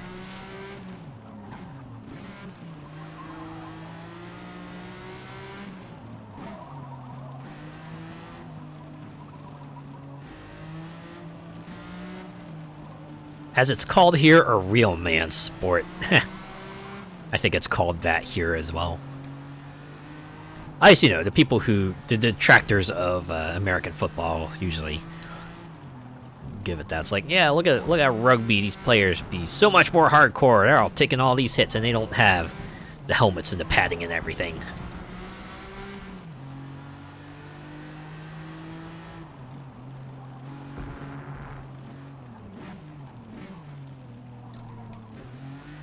Yeah, it's pretty funny. For as many people as there are that, you know, kind of devote a lot of time to American football, you do have a bunch of people who kind of devote a lot of time to kind of bagging on it. It's like, as for me, I had to admit I don't have that much interest, but you know what I do? I just like go on with my day. Like, hey. Anybody who enjoys that stuff can do so. Maybe it's not something I'm into a lot. I'll watch a game here and there. I'll probably enjoy it, but I'm not going to go out of my way. But similarly, I'm not going to disparage anyone who really does get into that stuff. Because, hey, everyone kind of has, like, their thing that they're really interested in. Some people might be into sports, other people are into video games, other people might be into, you know, tinkering with things, fixing up cars, or making gadgets, or doing home renovations, improvements, things like that. We all got our interests. And yeah, unless it's like something that's like actively harmful or they're making fun of for everyone else being different, then yeah, there's no point in trying to look down on those that might be into other things, right? It's like our soccer. Some take it far too seriously. Well, there is that too, right? Some people are just really devoted to it to a degree where they start acting out in ways that they might not normally. Yeah, like anytime, like sometimes after certain games, you'll read about, like, on the next day, oh yeah, there's a riot that broke out in the city over there, and, you know, stuff got broken, and you had to go quell the people that were out of control, and people got arrested, and stuff like that, and like, I'm glad I didn't get, like, near that, because I feel like that kind of stuff would just freak me out. Like, oh my god, am I gonna be safe? There's a chance that I might not be safe. Couldn't handle it, especially if like my property got destroyed. It's like, ugh. Just like some out of control folk. Now I gotta go and fix things up, and probably have to go out of my budget. Might get covered, but sometimes it might not. And you know, there's not getting to if product gets destroyed, or they take things of sentimental value that aren't as easily replaced. Things like that. Or you know, certain services that just might have to close down because they got thoroughly trashed.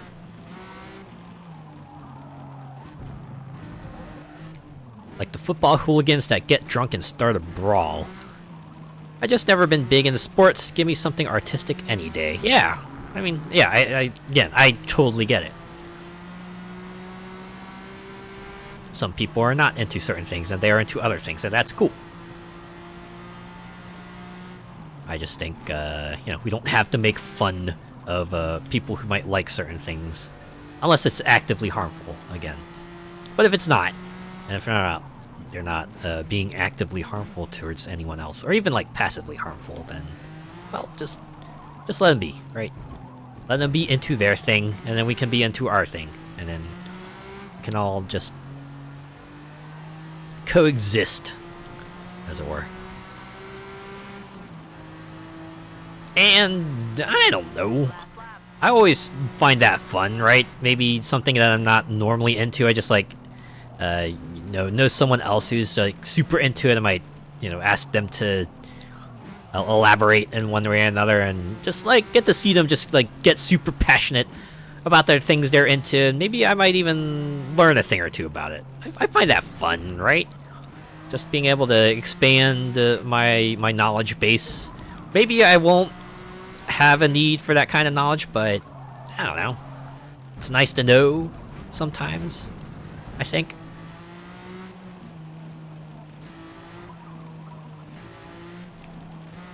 Glad I never didn't have parents that forced sports on me like some live through their kids.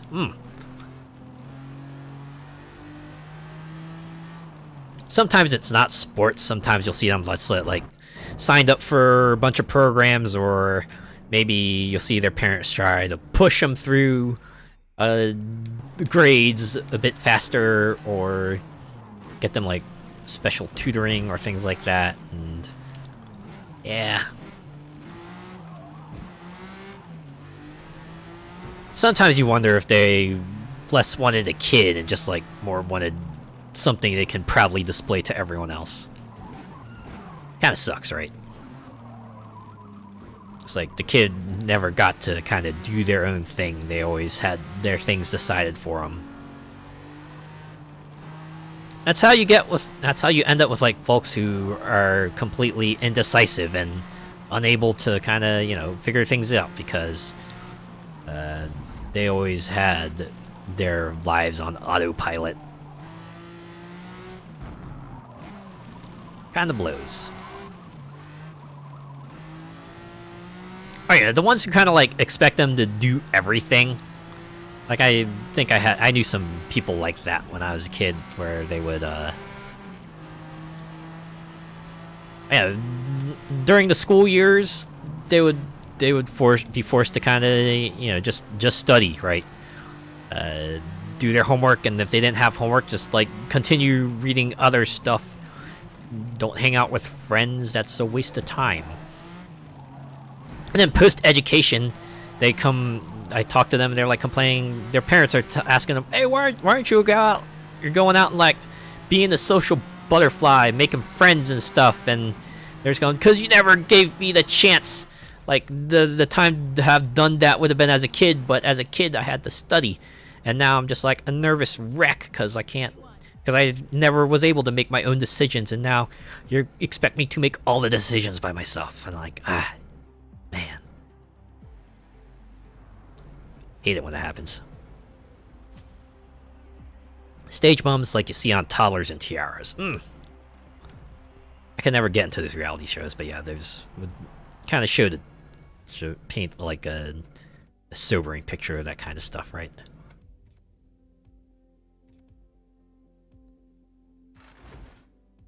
But yeah, the kinds of people who kind of expect you to somehow figure things out when they forget that maybe, just maybe, they could have used a little guidance, right?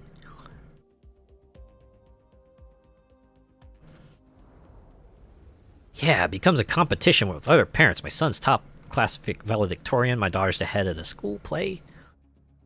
How many times have I heard, hey, you see this other person who's like did this really awesome thing, why can't you be like that? I'm like, because I'm not. I don't know. My parents, at the very least, I know, were obsessed with trying to get me to skip grades and stuff. I don't know. Then again, they were always just like weirdly into speed running life in general. Like even after I got out of school, they were suddenly on to me about, oh man, why don't you go like work a bunch of jobs and stuff and get a bunch of money so you can retire early? Doesn't that sound like fun? And like, man, you forget all the stuff I had to do in between, you know, the life I would have to give up to kind of reach that point. You know, by the time I finally reached that point, it's all over. And you look back and you go, well, was it worth it? It's like that thing people will occasionally explore, right? When the supervillain has their end goal being, I will take over the world. And then they have certain works where the villain does take over the world. And then they explore what happens after that. It's like, well, now what? Now you gotta run the world. And turns out it's not all hunky-dory. It's a lot of trouble goes through that.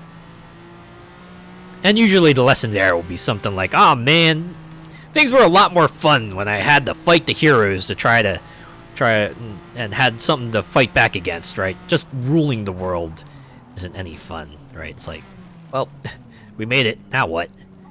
Or a common saying tends to be that I see, right? It's like a bit of a meme. It's like, the real journey was the friends we made along the way, right? It's never about the destination. It's about everything you did in between.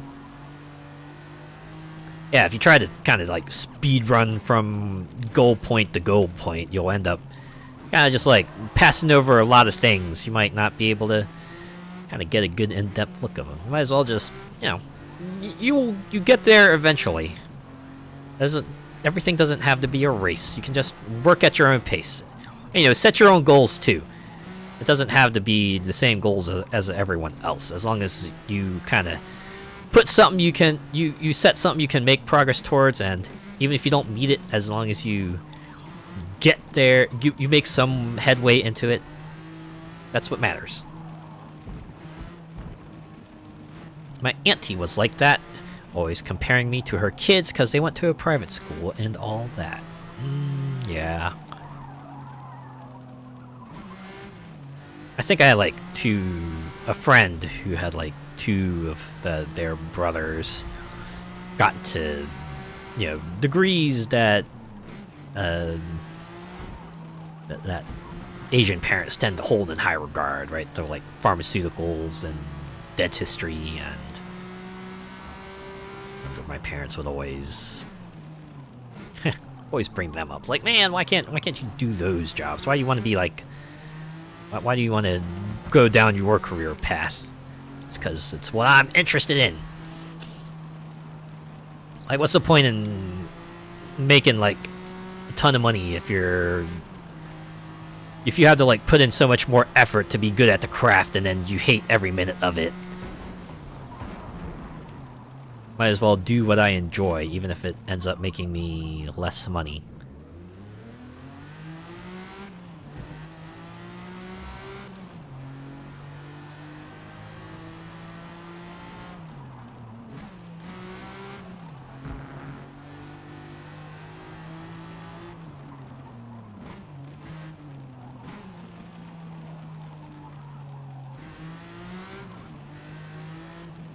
Yeah, why didn't you go into college like Jane or John? You want to be a failure? And we sat there like huge facepalm and rolling eyes. Here we go again.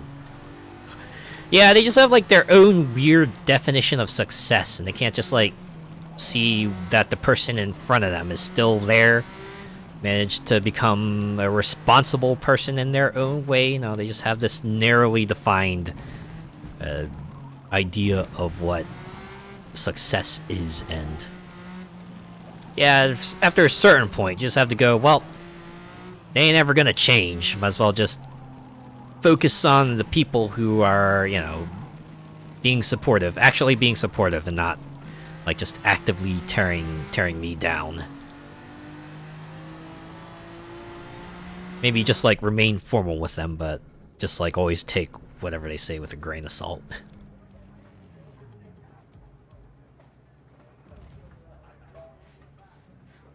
And yeah, it can be hard, right? Especially if they're around a lot, or they just have like a lot of weight to throw around or things like that.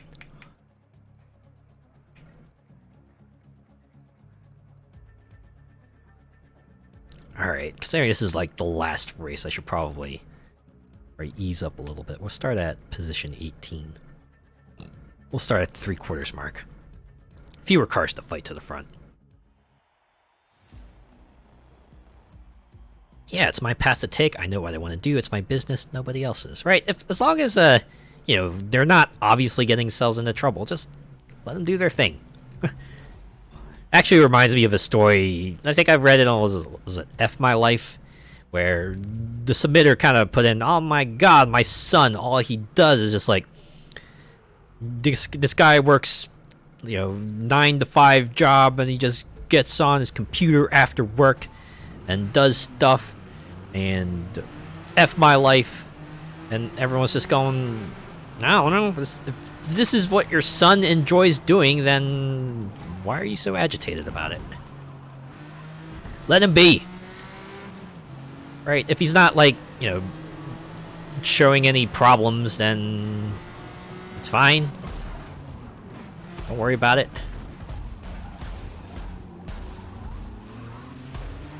I don't know. I know a lot of folk would kill for a life like that, as do I, right? Kind of thing you would enjoy, right? A job where you just have to work your designated hours and just go home and do whatever you want. Yeah, he's earning money and stuff. Why not relax with games? It's always a weird thing I noticed, you know, with the older generation. Like, they just have it in their head that video games are just like inherently bad. Even to this day, when you got, you know, adult people playing video games, and, you know, some of them even doing so for a living, one way or another. And yet, they will take any sort of interest in video games as a bad thing. Because fuck if I know. I really couldn't. I guess specifically for my parents, it's like, well, if you're not gonna go and make your own video game, why are you playing video games? It's like, man, not everything I do needs to be in the pursuit of making money or eventually making money. There could be things I just, you know, wind down with. I don't know. It's like the end result of that sort of capitalistic society where, you know, if you're not doing everything in your power to make all the money at every minute in the day, then what are you doing? And that kind of sucks. Because, you know, I would like to be able to do things and not have to worry about some perceived monetary value I get from it. Like, you know, I want to play trading cards. I don't want to have to worry about the cards I'm shuffling in my deck just losing 50 cents for every shuffle I do, or some bullcrap like that. I don't know. I just want to play the card game. That's what the trading cards are for, man. I don't know. TV and games will rot your brain. Stop wasting your time and do something constructive. Which is doubly ironic, because I know my parents would absolutely sit down and watch TV for a chunk of time, and, you know, they're here going off on their kids about, hey, why are you not spending 24/7 on the pursuit of education?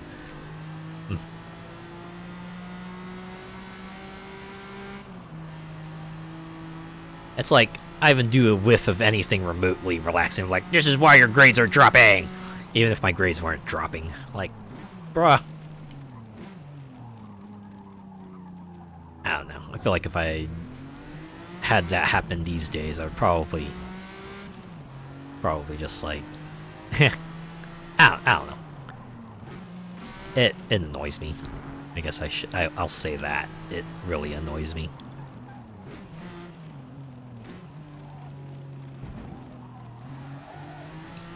It's like, look, man, I don't know. I'm doing well. People love me. Like, so what if I'm not like 100% classy? Yeah, classic thing of do as I say, not as I do. Yeah. Certainly seen that a lot. Ooh.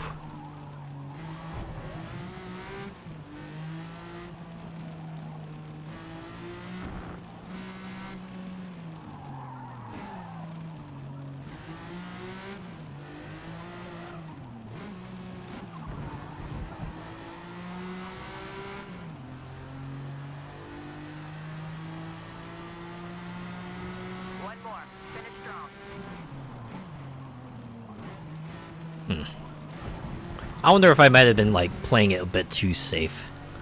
I'm, like, comfortably in first now. Probably could have started a little further back, or heck, maybe even like at the back. I still might have had enough time to, you know, catch first and well. It's only a few credits. I'm not gonna lose too much sleep over it.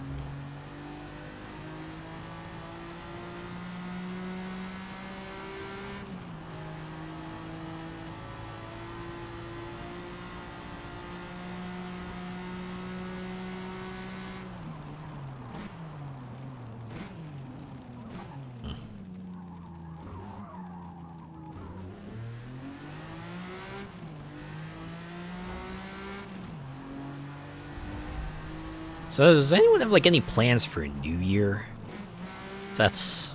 We're in like the last 4 or 5 days of the year now. I feel like for me, New Year's is always a toss-up. Like sometimes I'll have like a gathering, and other times I kind of just like hang around and just watch the New Year roll in. I guess it's like Christmas. After seeing so many of them, it's like, well, yeah. Hey, it's another day, it's another year. Time to continue doing what I always do. I guess the biggest thing is that you know, sandwiched between Christmas and New Year's is you know, just like a really short work week, because, and also, you know, it's like one where not much gets done because, well, you don't want to do anything in that short week between holidays. Everyone's probably still in like holiday mode. You know, it's like why most educational facilities, if they give you a winter break, they'll usually just like give you all the days in between Christmas and New Year's, along with some days around that. Because, hey, he's gonna be doing stuff. Ooh. Throwing a party at my house with friends. Ooh, nice.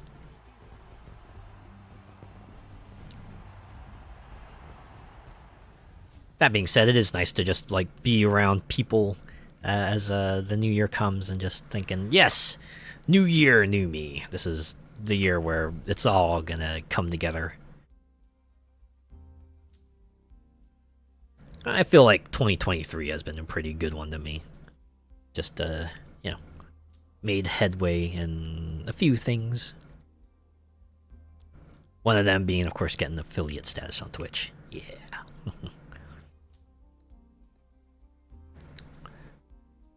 Probably have them crash because it's impossible to get a taxi on New Year's. Oh, yeah. I bet. It's like any holiday, rideshare services and taxis just get super busy. And especially with ride shares, because they always do that variable pricing thing. And things will just get more expensive during those periods. Alright, I'm gonna get a drink real quick.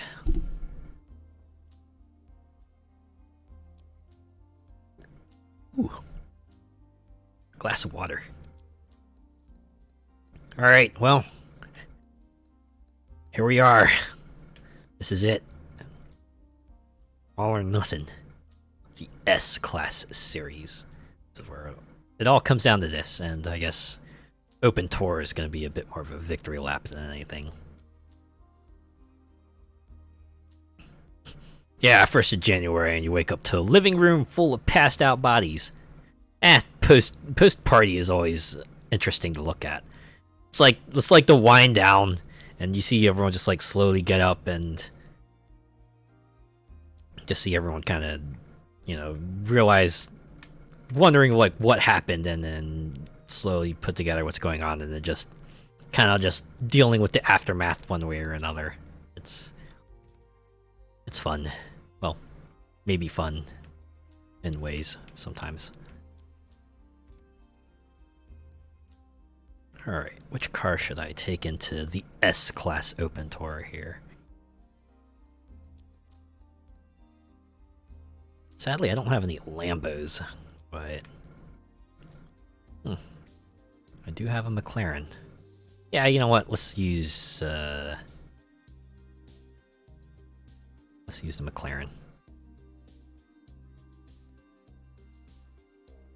Oh, this one's 2 laps, but it's on the Le Mans, so that's why it's 2 laps.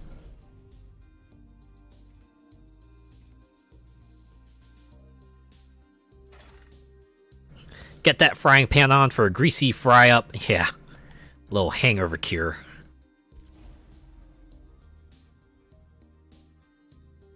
Sort of have that like post-party chat, or maybe you'll like continue on with a topic you had the previous day, or you might try to recount to them what the events of the day before were like, or maybe what their plans for the future are, or maybe just like how they're feeling at the moment.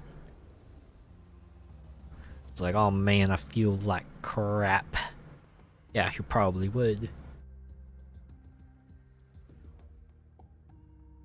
The challenging Porsche curves are one more surprisingly fast sequence at Le Mans that must be smoothly attacked every lap. Yeah, it sounds like a very meaningful statement. And it probably actually is a very meaningful statement, really. Yeah, the zombies mourning her, right? It's like the people who just need their coffee, right? They can't function until they get that shot of coffee in them.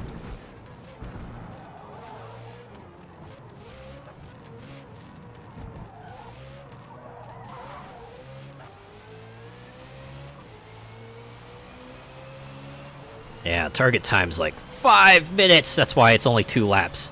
Even with the S-Class cars, we're going to be sitting here for a while.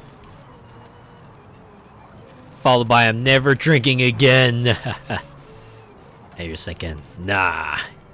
Yeah, we'll see about that. We'll see about that until next party.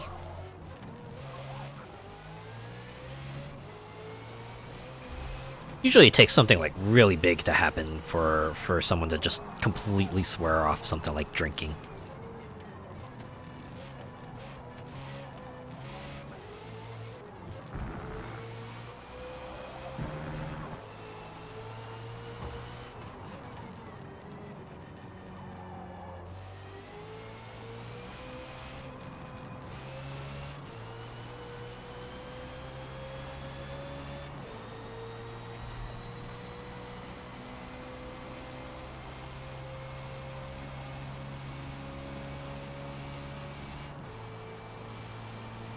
I swore off vodka after the last time. I guess that would be like one of those instances where after one less than pleasant experience with them, it's like, yeah, no more.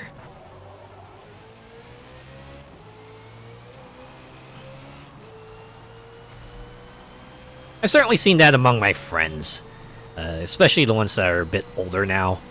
They always talk about, yeah, I remember when I was young, I'd be able to just like pound a bunch of drinks and still be fine, but these days I just have like 1 glass and I'm just gonna have to pay for it the day after. And still talking about like hangover cures and things like that. Like, oh yeah, just get a glass of water or get some eggs or things like that. Or sometimes they don't even wait until the night. They're just like, alright, I'm gonna go take a nap now. And they'll go take a nap for a bit. Yeah, it's no fun falling asleep, stood up and hitting the cooker on the way down. Ow! Yeah. I just read it and I'm already just like wincing. It don't feel great. I don't know. It reminds me of like a really old episode of Survivor, if I remember correctly. One of the contestants there had to kind of get airlifted off the island because they fell into a campfire because they fell asleep, and they were like, "Oh no, we gotta get them out. We gotta get them out of there." Which, yeah, they do. As far as I remember, that guy was actually okay, but you know, still a harrowing event, no matter how you put it. After a liter bottle of vodka, yeah. Oh my god, yeah, absolutely. Like, I remember reading about that back in the day, and I'm like, oh geez, yeah, no. Get that guy out of there. Hope he gets, he wasn't too badly affected by it, and, you know. As far as I remember, guy's okay.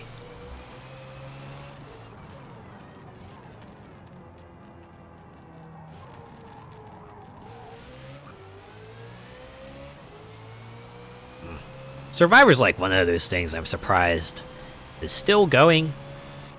Like, you think, like, multiple years, like decades even, of, you know, people surviving on an island would run its course, but I don't know. I guess it has an appeal.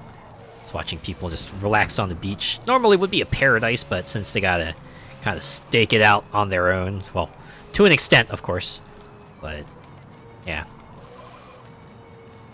What happened today? Nothing much, just fell asleep in a campfire. It'll certainly be a tale to tell afterwards.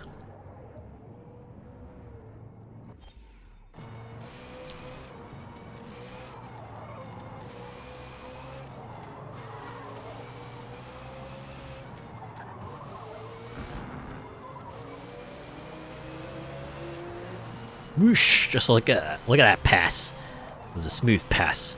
Smoother than I usually do. Because it's practice and there isn't a whole cluster of cars, so it's just the one.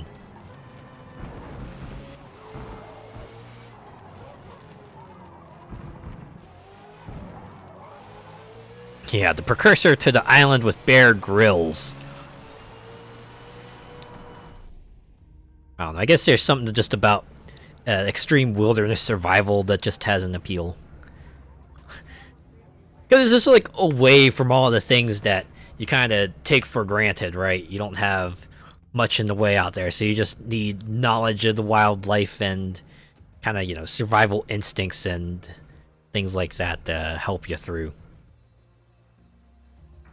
And having to do that for multiple days, that just gets, yeah, you can see the thrill in it when someone else has to do it. Yeah, all the Bear Grylls shows was always about, like, you know, getting from point A to point B while, you know, encountering things along the way. And yeah, I know it's like super duper scripted and, you know, camera people everywhere. It was still exciting to watch. And there was another series out there I remember that was like kind of a different style with it. It was called like Survivor Man, and instead of, you know, being like a point A to B extraction, it was just a, you know, guy kind of gets dropped off in a spot and then survives for like the next 30 days. With his limited camera equipment. It was kind of an interesting take on it, right? It's not about getting out of there, it's about trying to survive at that spot.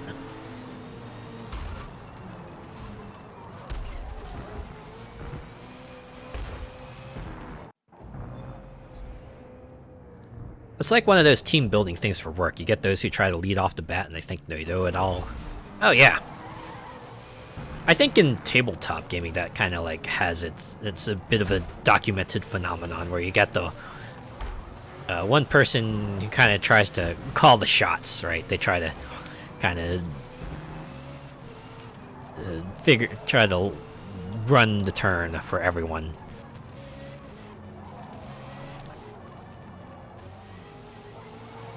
But yeah, there are some people who might have that inclination to lead, and then fewer people who are actually good at that kind of stuff.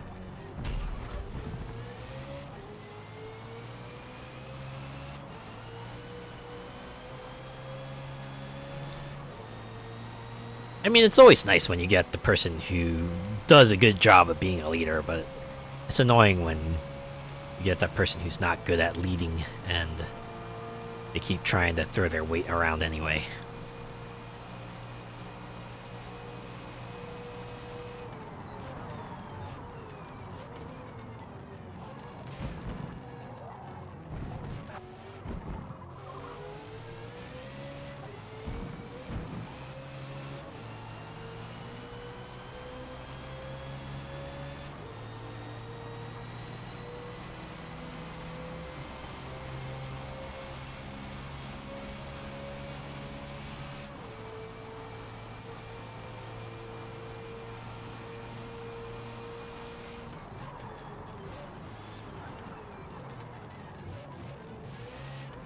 You know, one of the things I wanted to do while I was visiting my family over the holidays, because my brother brought it up too, we're like hoping we could perhaps get a tabletop session in, but I don't know, maybe circumstances were like different from what they are, but we never did get our tabletop game in. Might have to apologize for that, because I don't know, that might have been fun. I do enjoy a good board game. What's everyone's favorite board game? What is the kind of game that you just like to break out somewhat every now and then? I feel like for my groups, the one that we usually turn to are either Sushi Go or Carcassonne. Mostly because those are like pretty straightforward, and even like people who don't normally do board game stuff can understand the rules and kind of get into it. Not to mention it has like a thematic appeal. Sushi Go, obviously, people just like sushi, and they like building up, collecting food and getting points in various ways. And then Carcassonne just has an appeal with just like you get to see a landscape take shape, sort of have a game kind of framed around it. But sometimes it's just fun putting tiles down and just seeing what sort of map you get out of it.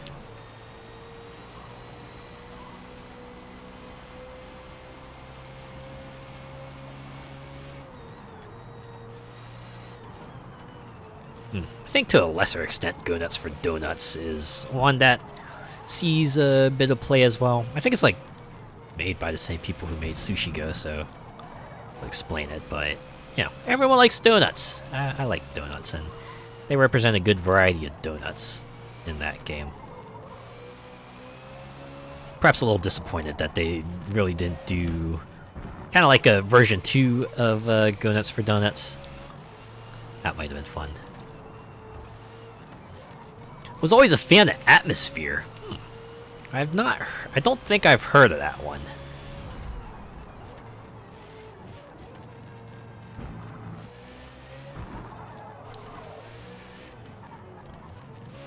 I had to imagine that was probably like some sort of skyfaring kind of board game.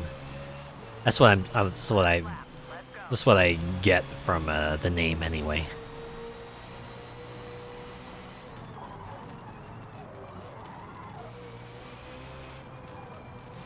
Game changer at the time, with it being the only board game that came with a VHS tape to watch as you play. Oh! You know, I completely forgot about those. Yeah, the ones that just like took they would say they took interactivity to the next level. You know, I never actually used I never did play any of those videotape board games myself, but I kind of remember being enamored by them whenever I would see them in the store.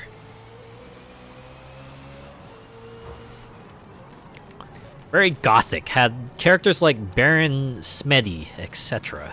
Huh. I might have to look that up now.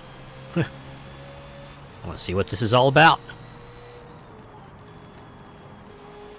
Out of nowhere, the gatekeeper would appear on your screen and give instructions. Oh, okay. So it was one of those tapes that we just like, you know, start playing as you started the board game, and you know, stuff We would just kind of do stuff. Okay, so it's like their take on RNG, except, you know, the seed was always the same because, well, you had the same tape. Boy!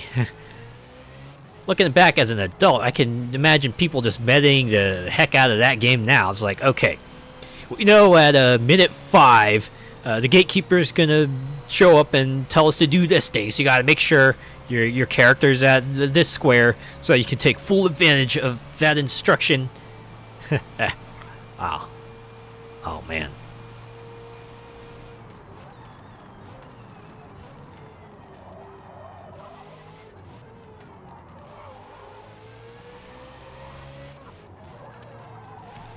Started with the full moon, and as time passes, it gets smaller until it's all black. Oh. So it's like a turn counter of sorts. I'm guessing you'd have to finish whatever you needed to do before the new moon came around, or else game over.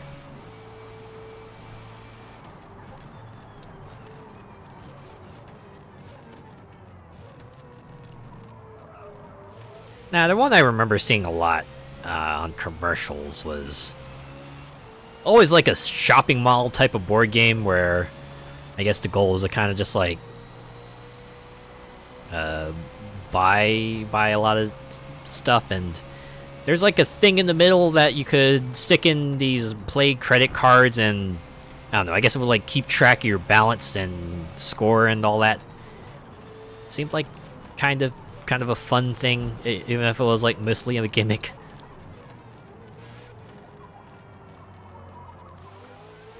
Never got to play it myself personally, but I don't know, seemed cool. Yeah, it was a really fun game. Yeah, I'm gonna have to look that up now. I wonder if someone's like made a... I wonder if there's like an updated version, or maybe just like one that's been well preserved or something like that, because that'd be kind of neat to check out. Hey, you know what? I bet there's like an atmosphere video up on YouTube. Someone's probably just like uploaded that whole tape.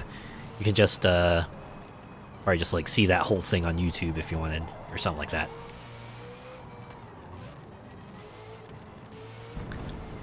Guess who was always floating around? I can't believe they still make that.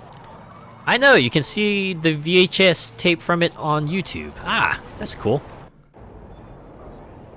Yeah, guess who? That's an old classic.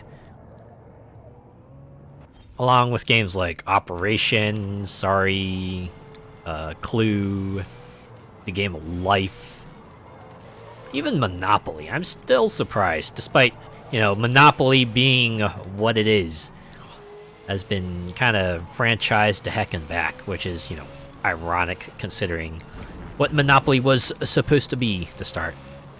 Now there's like literally a monopoly for anything. Right. If there is some sort of property out there, it's probably got like a Monopoly game based off of it.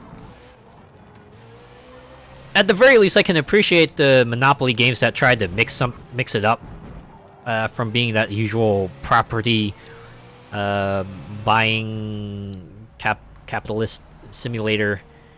Right. Like the Monopoly gamer games, like the ones that had like Mario, Mario Kart, and Sonic, and the Fortnite ones, they at least tried to mix it up some way or another, tried to speed up the gameplay too, and make it more fun. I don't know, give them credit for that.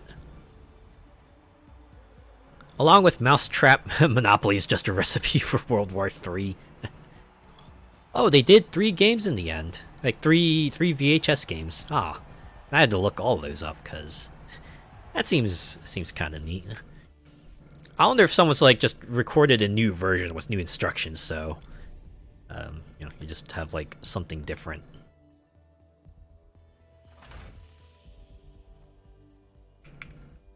So we got here, race length 3 laps, practice laps 2. Let's see what the target lap time for this one will be. It is a full circuit though.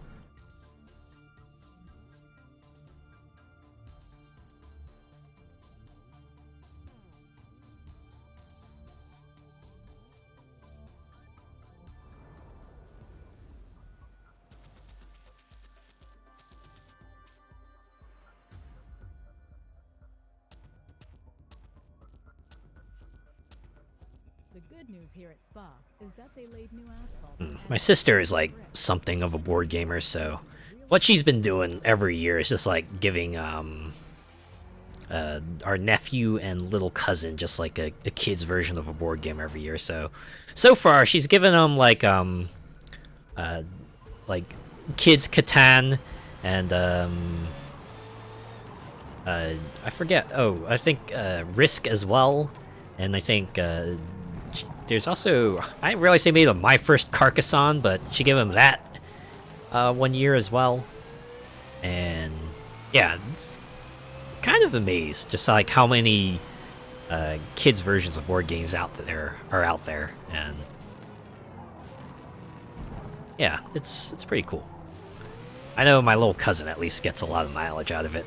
Like whenever we go to visit her, she's always asking us to play one of those games.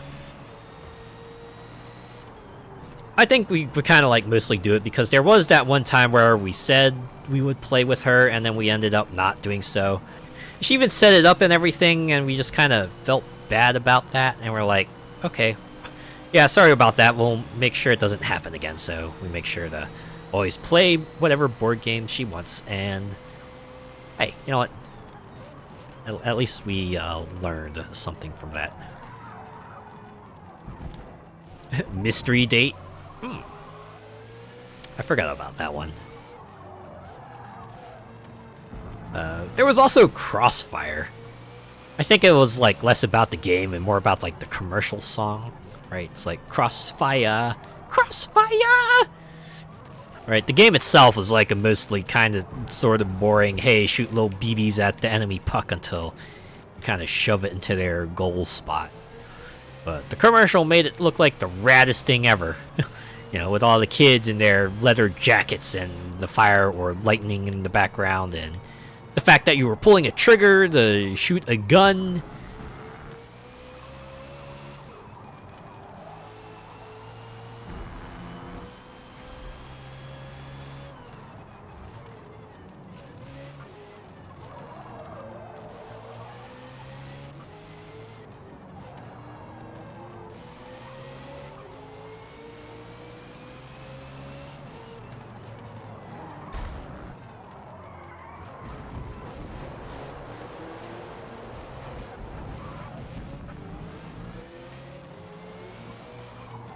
Mastermind with the creepy looking couple in the box looking like a Bond villain. Oh man. I actually got Mastermind as a present for Christmas as a kid once, and you know, I actually did get some use out of it. That was like the one game I did enjoy. Of course, that was like when I learned that also was the basis of like a couple of video game puzzles. Always the ones where, you know, you have like a sequence of things you needed to guess, and you had several tries, and after each guess you would be informed of, you know, how many symbols were in the right spot, and how many of them were correct but were not in the right spot. Eventually you'd have to logic out what the sequence was based on what you knew from it.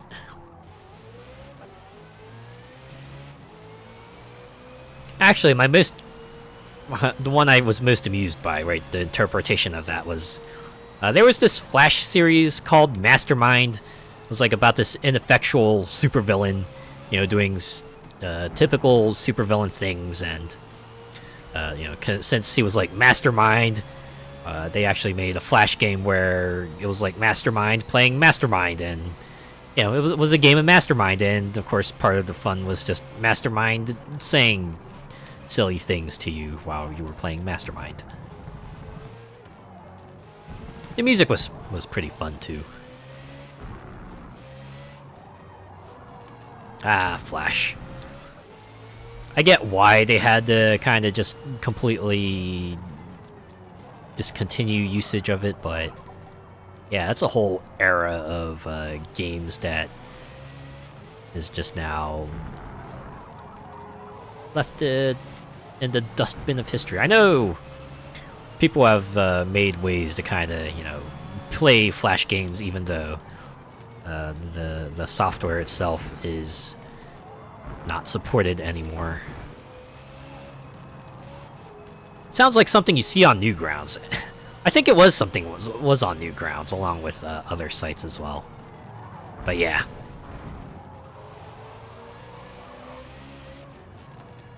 I just remember being like really amused by it. Oh yeah, and then there were just like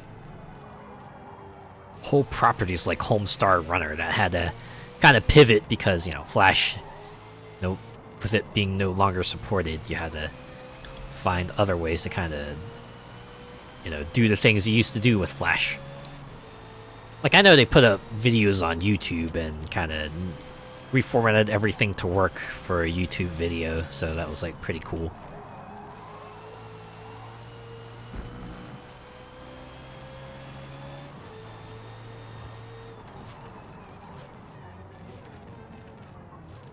Okay, this is like a pretty tough section here. At least one you have to like slow down massively for.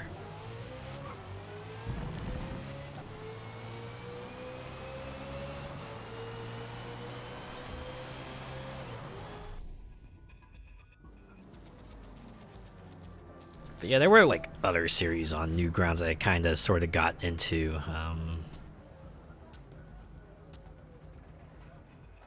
One of my fave shows on Cartoon Network used Flash animation. Was it Foster's House for Imaginary Friends? That was like the one series I remember them explicitly stating, yeah, we used Flash to kind of animate that whole thing. I remember people having good things to say about that series, so I imagine there are like other series that also used Flash. That's just the one that stuck out. Oh, Home Movies! I've heard of that one also.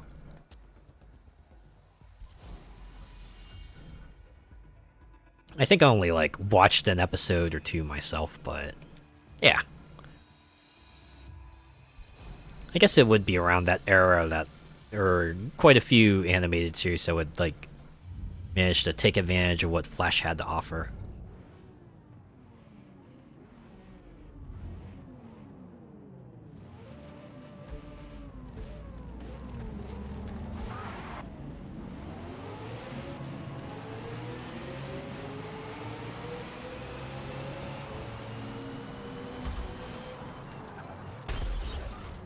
At the very least, I can be glad that, you know, some people are making an effort to kind of preserve some of the bigger Flash games of old. Like the Elephant Collection I played. They managed to kind of bundle up those old games that used to play on websites and put them into a package. That's like pretty cool. Nice trip down the memory lane, and good for preservation efforts, if nothing else. Cartoon Network had some great adult shows in the past. Oh, yeah. I remember watching a good amount of Space Ghost Coast to Coast way back in the day. I just remember being highly amused by it because, hey, Space Ghost used to be a kid's show, and now they're making this really silly thing out of it. Also, Brack just sounds like way different, right? In Coast to Coast, he sounds like this absolute goofball, while on the Space Ghost show proper, he sounds like a actually menacing villain. I think I actually made fun of that. The few points too. He's like, wow, did I always sound like that? And then there was like Moltar, who was also the original host for Toonami, before Tom took over after like season 1, I think. Space Ghost was the business, had that rough Beavis style voice. Yeah, it did sound a lot like Beavis. It sounded like he was just like barely there.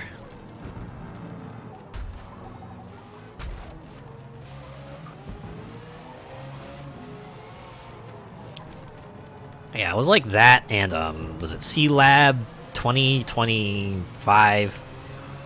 Yeah, just like another one where they, you know, took the old cartoon, which was like something of a semi-serious thing, and just made something completely surreal out of it. Oh, it's like the same deal with Harvey Birdman.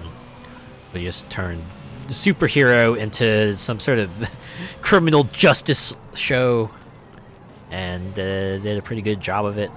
To the point where it actually got like a video game adaptation by Capcom, I think. And it was like pretty much Phoenix Wright, but Harvey Birdman. And that was pretty rad.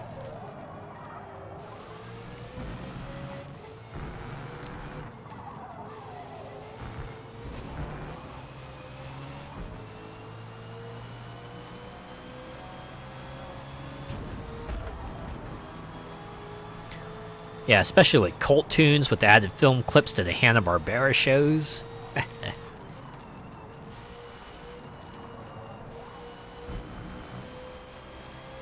Oh, I guess Robot Chicken, I think, to an extent. I mean, it wasn't like a cartoon thing, but it definitely kind of got that sort of skewering of pop culture stuff at the time and just making fun of it. And the somewhat unique stop-motion style that they did.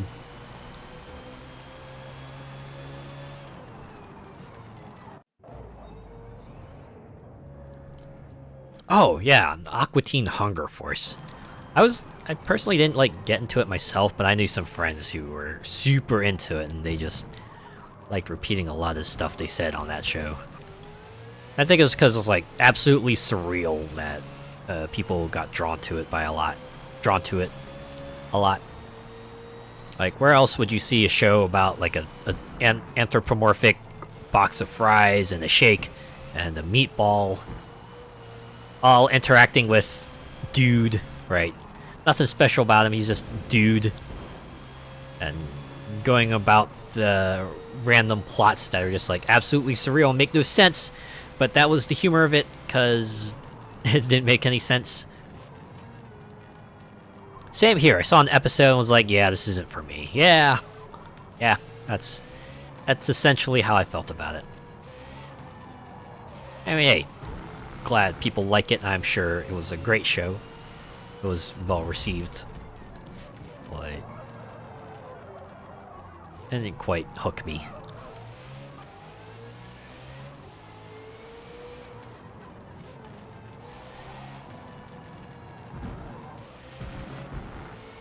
Drawn Together was a fun one. I forget what that one was.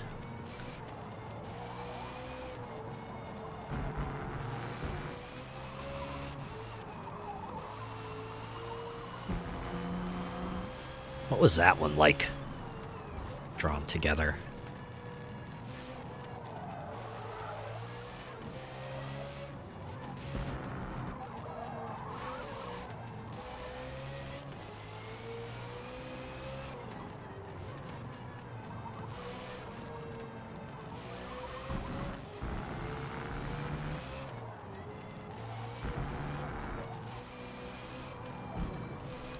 Was like an animated Big Brother, but with superheroes and Betty Boop, etc. Oh, okay. So it was like a bunch of people who would be like the main characters of their own shows. And they all just like stick them in the same house and then kind of see what sorts of interactions you would get out of that. Yeah, I can see how that would be fun to watch.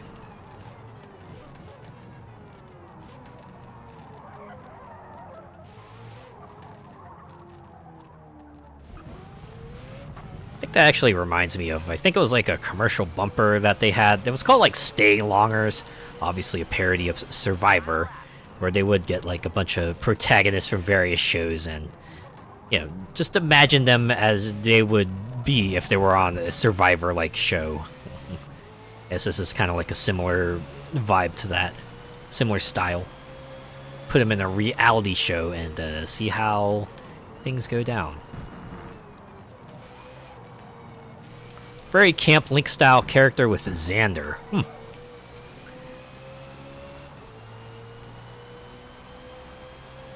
imagine there are jokes you can pull from that.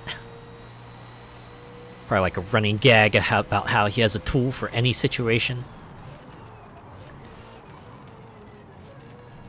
I forget where I heard it from, but I think someone put it best when they said that Link is like basically medieval Batman.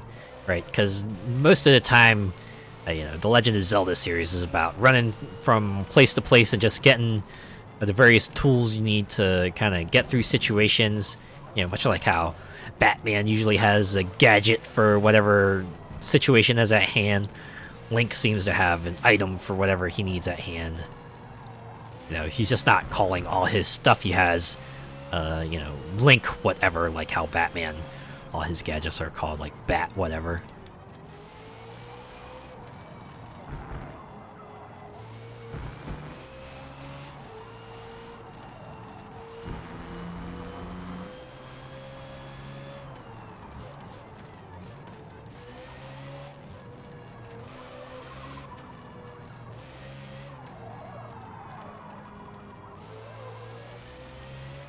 Talking Link makes me think of Sonic for Hire.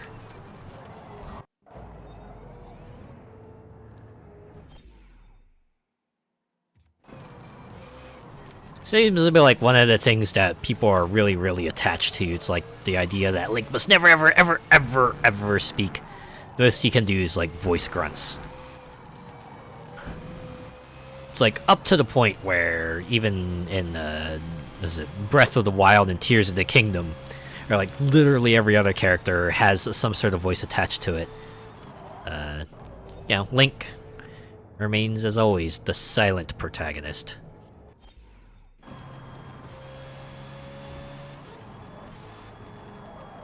I mean, I'm like totally fine with that, considering, you know, Link is always meant to be sort of a blank slate, self-insert for the player. A Machinima classic. Oh, yeah.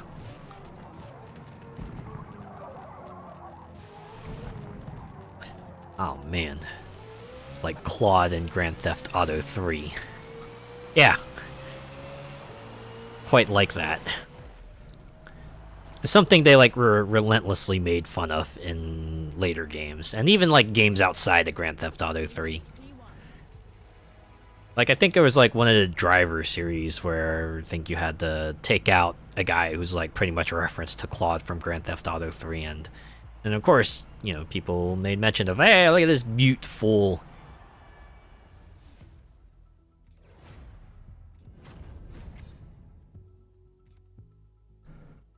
Alright. Ooh, halfway through the series. This is another 3-lapper.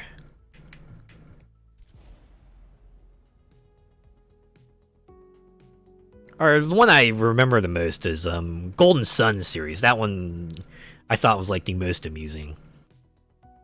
Because Golden Sun 1, your main character was Isaac, and in true main character fashion, didn't speak. Most you could do is like nod, shake head, and you had another guy, Felix, real chatty fella. And then comes the sequel, Golden Sun: The Lost Age. Boom, plot twist. Now Felix is the main character, and suddenly he gets the protagonist role, which means he's like a mute fella now. And Isaac, former protagonist, is now a very, very chatty boy. It was very funny to note, and I think a lot of people noticed that and kind of had to go with it. Saints Row did the same thing in their first game. Oh yeah.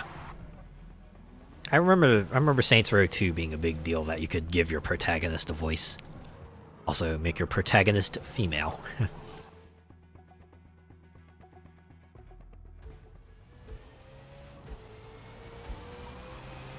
Like, I'm almost certain, I think Saints Row 4 kind of goofed on that. There's like some sort of part where you had to fight all the protagonists from the previous Saints Row games, and Saints Row one protagonist comes out, you fight him, and your boss, the boss, just like makes some note about them being mute.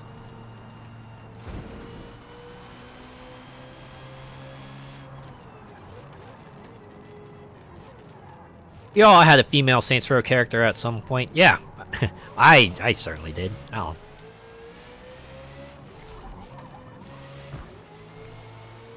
I think going from like 2 to 4, I had like the same general style for my Saints Row protagonist.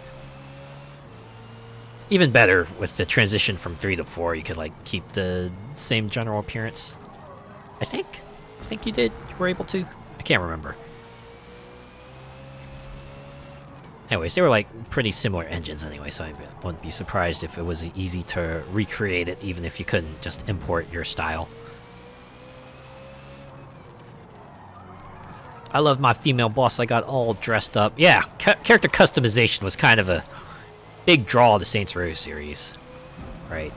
Especially since GTA did have, you know, named protagonists with their voices, and you could, you know, affect their appearance to a degree, but I think, you know, 3 to 5, you were playing as dudes the whole time. So, you know, if you didn't like playing as a dude, well, tough luck. Play GTA Online. That's the best you're gonna get.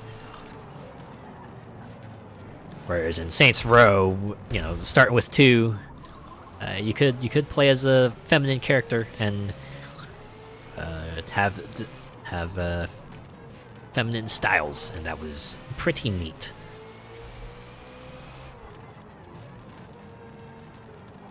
You know, something just real fun about having them coming out like a power suit and just kicking butt, or, you know, just dressing them all silly and watch the plot just play out the same anyway.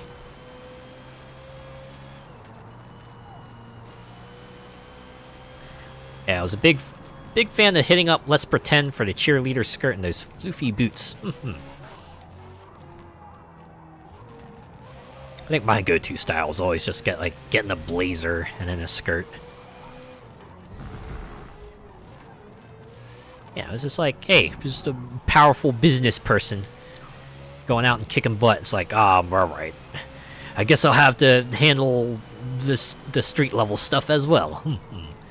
I'm dealing with the business side, and I gotta handle the underground side as well, right? Always had to have that kitty backpack. I think the one item my characters always had to have were those it was like the headset with the Saints fleur-de-lis on them. I felt like that's like something a boss would have, right? Just some way to kind of keep in quick contact with the whole crew. So I always like to imagine that they just had you know, the gang on standby while they were doing their stuff.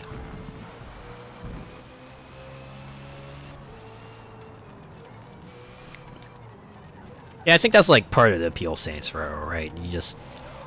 You could make your character like super serious and make them fit in with the universe, but you could also just like dress them in an absurd costume, give them an absolutely absurd appearance, and, you know, game plays out the same.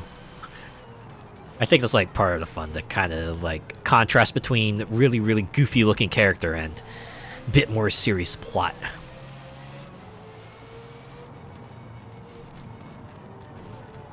Yeah, an early version of that Tusk Bluetooth thingy, yeah. Yeah, if you get bored, hit up the plastic surgeon, just like change your appearance. Thankfully, it's always like a nominal fee, so... And if I remember correctly, you didn't have to like pay for it. You didn't have to commit. You didn't have to pay for it unless you wanted to commit, so you could just like fiddle around the sliders and, you know, just like see if you want to do anything. And, you know, I would do that and then just like back out because, yeah, I like the appearance the way it is. Then don't need to worry about switching it up at all.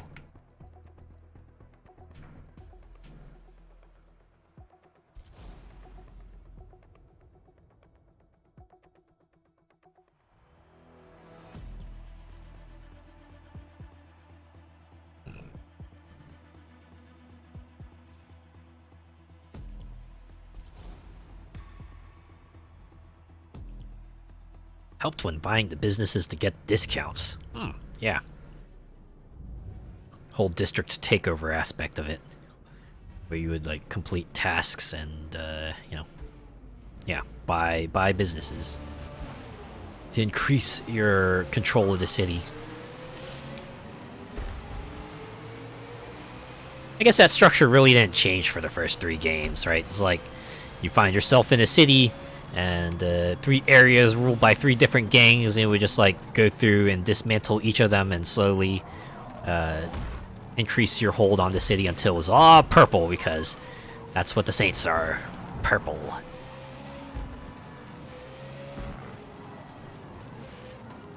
And then Saints Row 4 actually mixed it up, where it wasn't 3 gangs who were just fighting against an alien faction. But you still took it over and everything, just in different ways.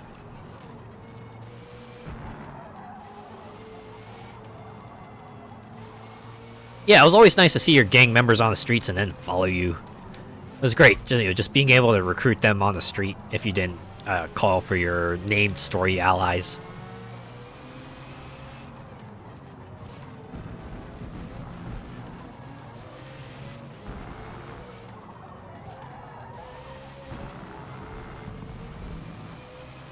I also remember you could also choose like your gang styles.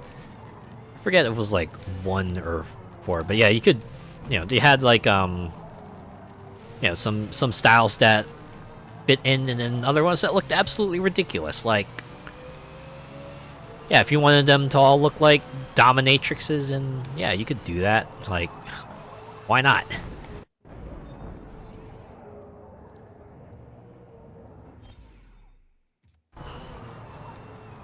One mechanic that was a godsend was the revive homie, yeah. All the upgrades and stuff, yeah, the revive one really came in handy.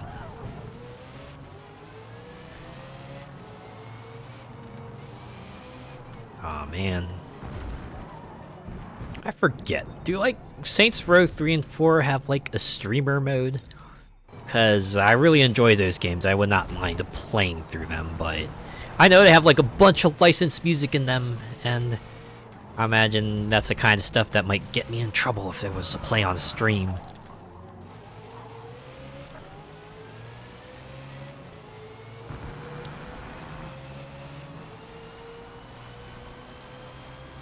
Oh yeah, they would always get in the line of fire in a firefight. Yeah, even if it is nice to having the idea, just like, you and your friends just rolling up to a place and kicking butt, there's also the kind of issue where they would not be the best at what they were supposed to do. You always have to kind of look after them. It's like that one picture of, the one parent having to corral, was it like a couple of kids around, because they're all on their like kid leashes, and you see them just like stretched out, and the parents is like twisted into a pretzel trying to keep them in line. It's like, oh man. They're really trying their best, and the kids are not giving them any quarter. The humor is great in those games. Yeah, absolutely. I think that's like one of the things that I felt like helped Saints Row stand out from Grand Theft Auto, is just they just really focused in on the really goofy aspects of it. Like even in 2, you could sort of see it kind of manifesting with the side activities they had there, and then 3 just went like completely to the wall with its absurdity. What with Burt Reynolds being the mayor, and some of the things you do being like, driving in the car with a tiger as a passenger, and gangs being, including like a gang of hackers and then a gang of wrestlers. And yeah, then there's the musical moments as well, right? Like fighting in the wrestling ring, and then hearing Joe Esposito's "You're the best" around, or the finale where Bonnie Tyler's "I Need a Hero" just starts playing when you're supposed to make your decision. It really helps set the mood like super well. Oh yeah, Professor Genki, I forgot about that. Yeah, they had that whole game show style program where you had to like run through a obstacle course and defeat people to win cash prizes. Some of those specialists were such a pain to deal with. Yeah, the gang elites. I remember, was it the hacker gang specialist? They had like a giant hammer that could create shockwaves and stuff, and you could like grab a hammer and use it as your own, even if it was like a limited use heavy weapon.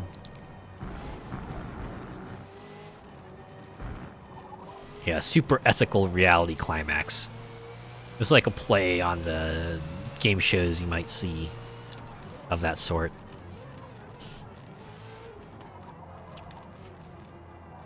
I actually remember going to a con back in the day and actually seeing someone cosplay as Professor Genki. They had like the hat, they had the head and everything, you know, crafted out, and I was pretty impressed by it. It was pretty cool. Yeah, the girls in the rollerblades with the shock hammer, and the luchadors with the grenade launchers. Oh man, I forgot about those. Yeah, grenade launchers were annoying as well. Sweet! Yeah, I know, right? That's always great to see when you're, you know, you're out in the con and you see someone cosplaying a character you recognize, and you're like, oh man, I have got to get a picture of them. So yeah, you just go up and ask them, hey, can I take a picture? And 9 times out of 10, they'll be like, yeah, sure. And you take a picture of them, and you're like, yes, my day's made. It's like even better if it's like the character is like either from a series you don't see too often, or is the character is someone you don't see too often.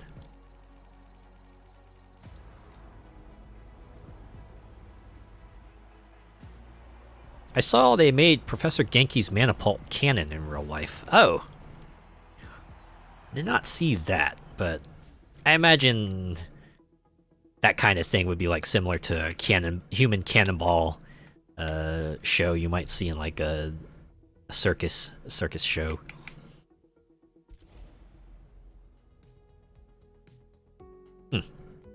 So this is what it all comes down to.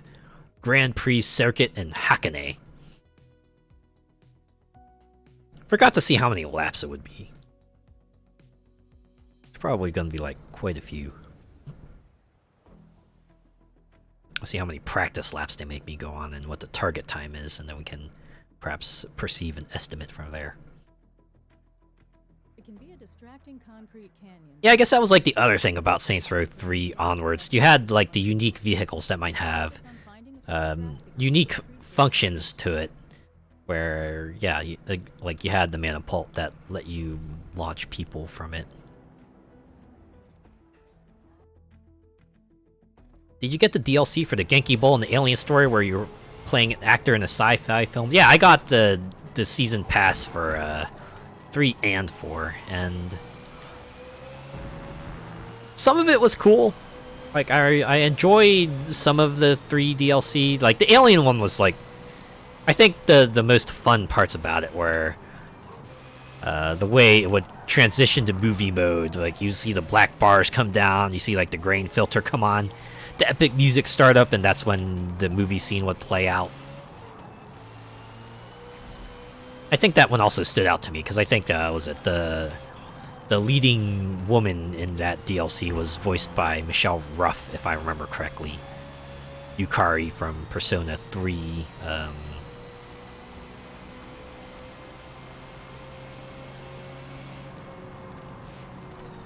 Yoko from Gurren Lagann. That kind of stuff.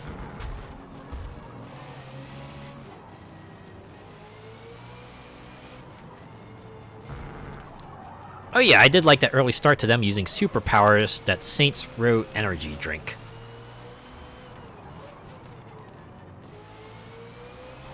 Yeah, and then what was it? There was that last DLC where it was like about that kid doing like mad science stuff.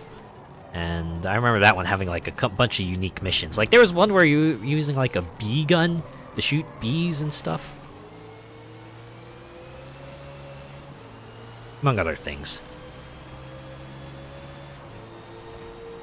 I think the most disappointing thing about the 3 DLC is that it didn't get referenced too much in 4. Like, it didn't even get like too much of an acknowledgement. Sure, there was like the superpower stuff, but that kind of like came out in a different context.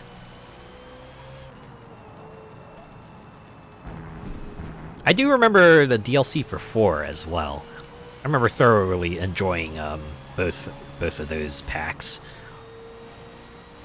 Like the first pack was essentially just like a cutting room floor of what before Saints Row 4 became what was it before Saints Row 4 became what it is now. They added like all the stuff that was what it was supposed to be when it was like Enter the Dominatrix previously. Yeah, the Enter the Dominatrix DLC. They just turned it into like a director's cut version with all the cast members being interviewed and stuff like that, and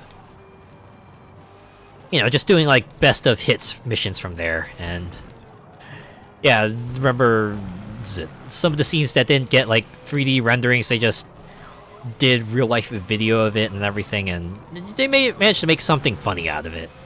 And then the second DLC, How the Saints Saved Christmas, which is just like the perfect way to just close everything out, right? Saints Row 4 kind of put a nice bow on the series, and then the DLC just, you know, just the whole saving Christmas story, and something to lift the spirits and everything. And yeah, just like, I remember thinking, yeah, it was a good note to end it. And then I guess they had Gat Out of Hell, which was... I actually didn't play Gat Out of Hell, but it seems like most people were okay with it, even if they thought it was like a bit short and maybe not as cool as it could have been. Yeah, they had some memorable characters in that whole series, like, yeah, Gat being one of them. Like, I remember some people thinking that he might have overstayed his welcome once 4 came around, but yeah, I think for the most part he was an okay guy. And actually, the one I kind of like what they did was Shondi. Although it didn't quite like start that way. Like, I remember Shondi was introduced in 2, and in that game she was kind of like a laid-back, really fun-loving kind of person. And then, like, come Saints Row 3, she suddenly transforms into this rather no-nonsense, hard-ass kind of person. And people weren't really a fan of that, perhaps understandably so. So, come Saints Row 4, I think her, like, entire mission arc kind of touched on that, where they had, like, you know, Shondi from Saints Row 3, and then they brought in Saints Row 2 Shondi, who they called Fun Shondi.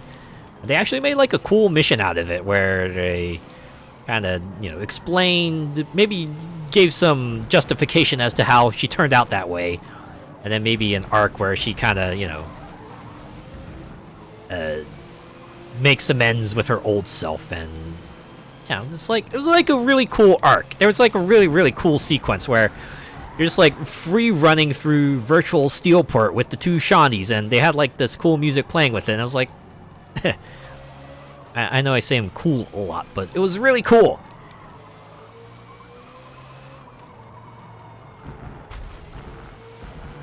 I do prefer the OG Shondi design from Saints Row 2. Yeah, it was kind of like that bit of a frumpy, homely feel to it. Whereas Shondi from 3 just looked like, you know, way too hard-nosed and everything. But that's just me.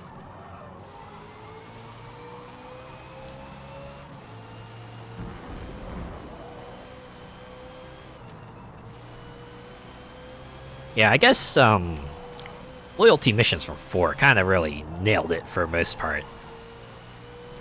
Shondi's just really stood out for me. Just having the right amount of humor and emotional investment and character development and everything.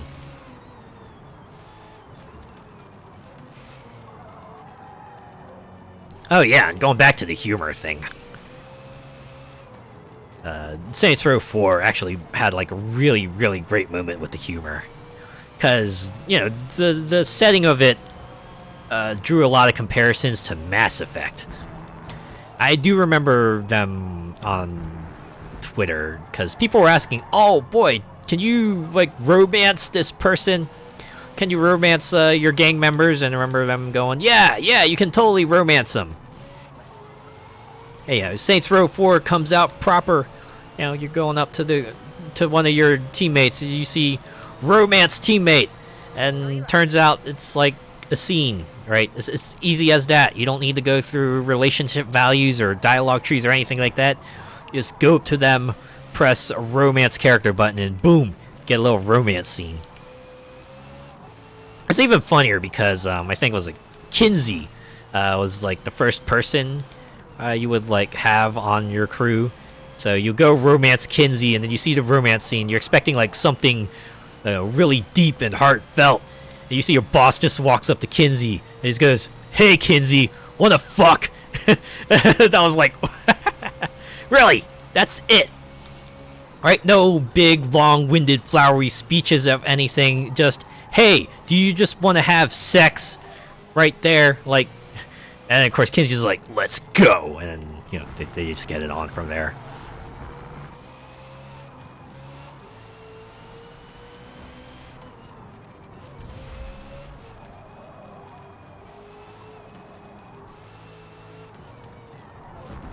And I think there was another guy where the romance scene, you know, plays out like, oh, hey, you think you're gonna like, you know, do it with them, but it turns out your character just wants to get like an autograph from their book, and that was kind of like the joke of it. And I'm like, yeah, that was a good one. That was a good one. Biggest shock at the time was Matt Miller being a saint and leaving the Deckers behind, right? Like, I remember him being like, you know, a snooty kid in 3, just like taunting you all the while. And then, you know, voiced by Yuri Lowenthal, who tried to do his best, like, snooty kid impression. And then comes Saints Row 4, you know, a few years have passed by, he sounds a bit more mature, and he's just working for you. Well, I guess they at least, you know, like, noted the whole situation. I just remember the intro for 4. You know, you get to that sequence where your boss is climbing the missile, trying to disarm it before it, you know, reaches its destination, and Matt just gets on the intercom, and he's just going, "Boy, if I'd known if you were gonna save the world, I guess I wouldn't have tried to kill you." It's like, yeah, I guess we were on opposite sides.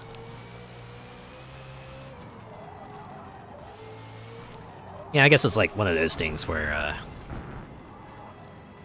what? It cut off as you were gonna finish what I was saying? Okay, so essentially I was just saying, like, it was pretty funny, right? You see Miller in Saints Row 3's, like, snooty kid, voiced by Yuri Lowenthal, giving off his, like, best snooty kid impression. And then come 4, he's like, you know, much mature sounding person, and then the intro where your guy's like climbing on the missile, and Matt Miller just says, "Had I known you were gonna save the world, I wouldn't have tried to kill you." I just thought that was funny. This was like coming after your other Saints Row members just actually giving heartfelt speeches, going, "It was an honor fighting alongside you. I'm gonna miss you. There's no one I'd rather follow into battle." And the Miller just like, "Huh, yeah, we were enemies, huh, weren't we? I probably shouldn't have. It's a good thing I didn't kill you." And then comes like the final person who is actually like a new character for 4. Just like, I don't know you very well, but you seem nice." That was like the best part. Everyone else is just like pouring their heart out, and you just imagine her just going, "Oh, I need to say something as well. This guy's about to sacrifice himself." He goes, "You're nice." Just trying to think of any compliment they can. Loved his avatar in the Decker Usenet. Yeah, of course, the scrawny hacker person just makes themselves a larger-than-life fella. In their home turf, even. I do remember the Deckers mission being a good source of gags, like that one part where you were turned into a toilet, and ha ha ha, you're a toilet, right? It's the funniest thing I've ever seen. And then the other part where it just like suddenly turns into combat with the top-down tanks and everything, and then the other part where it turns into a text adventure. And then there was that other part where it just turns into Streets of Rage, complete with digitized voices. Oh, wait, was that in Saints Row 4, actually? I forget. It kind of blends together. Yeah, the whole mission was fun. Yeah, it was great when they were like able to kind of exercise their creative muscle and just, you know, do something a little out of the ordinary. Woo! Hey, here we have it. All tours complete. 2015 McLaren 650S Coupe is now ours.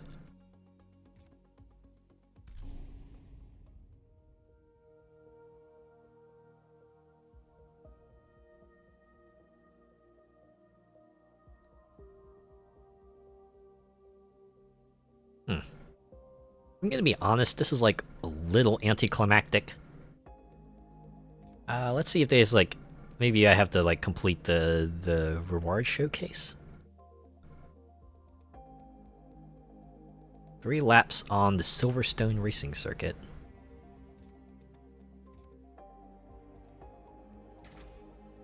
Oh yeah, went well with the firewall side missions on that Tron style bike. Yeah, I remember the activities, some of the activities like taking place in cyberspace, and they were like pretty neat.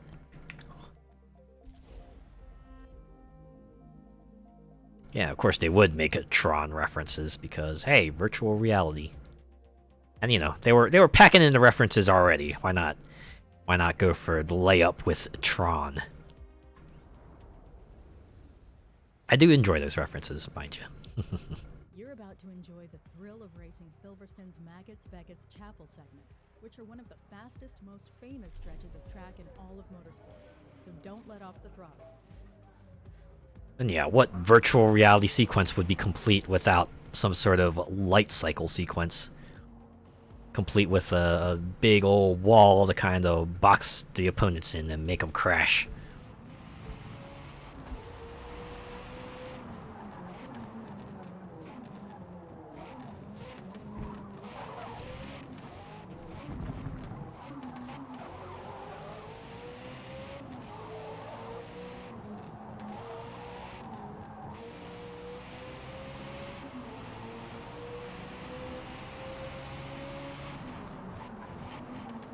Huh. So target time is 2.5 minutes, but even then they only require us to do 1 practice lap.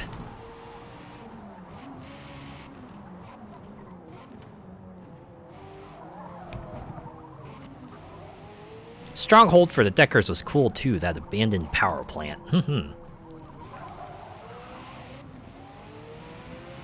Seems like an appropriate place to kind of have a central hub for a hacker gang. Because hey, that's you know, why not have like a direct source to the power, as it were? I mean, I know it's like more complicated than that in real life, but hey. In a game, you just imagine the thematic connection and go from there.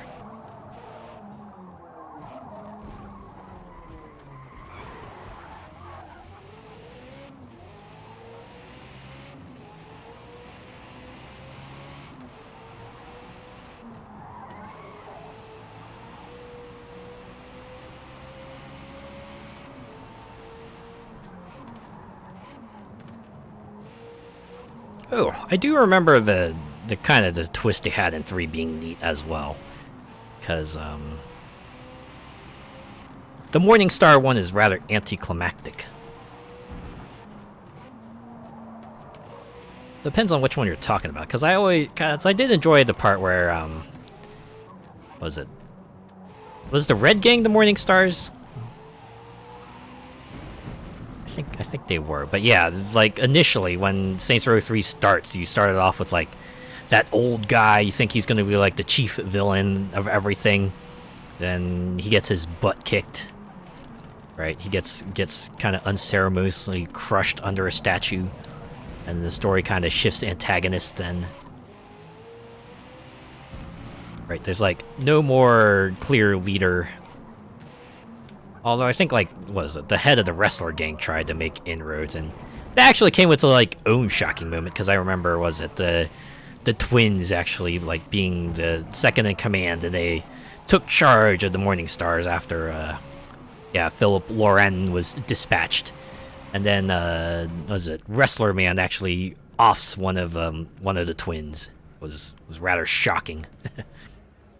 Killbane! Yeah, that was his name.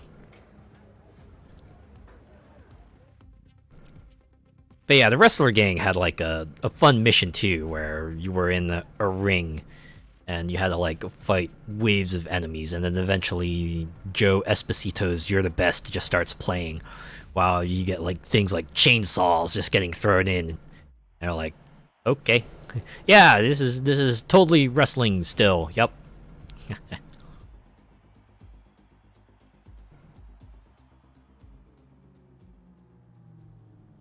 Using inflatable sharks and stuff, yeah.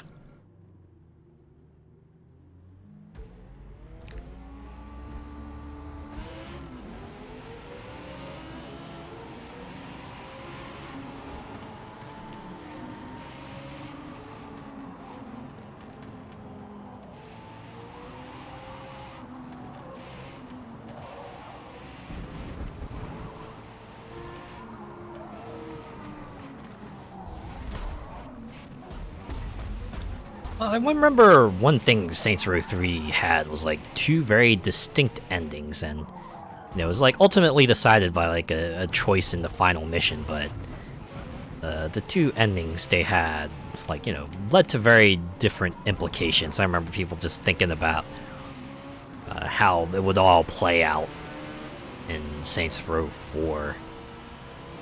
And, then it turns out, they kind of went and handled that, like, right in the first mission, just all neat and tight, like, before they moved on to the plot of Saints Row 4. But I just remember, like, forget which forum it was on, but there were people just speculating, before Saints Row 4 came out, right, with the way Saints Row 3 ended, it's like, what do you think Saints Row 4 is going to be like? And I remember someone just, like, going into really deep detail about how the game might start, depending on which ending you picked, and then, the story would be very different. And then you would once again have to make a decision, like, close to the end of those two story paths, and depending on which ending you'd have, you had, like, 4 very, very different outcomes. And I remember just thinking, like, oh boy, they really put some thought into this, or they really flexed their creative writing muscle. And of course, Saints Row 4 ended up being a very different beast from that person's speculation, but I always found that interesting.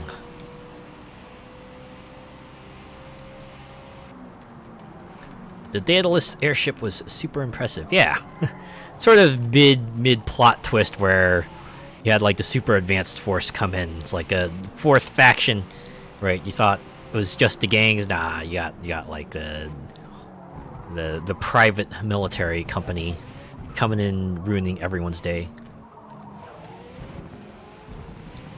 I always remember that mission where you would hit up the plastic surgeon to look like Cyrus Temple to get aboard their aircraft carrier.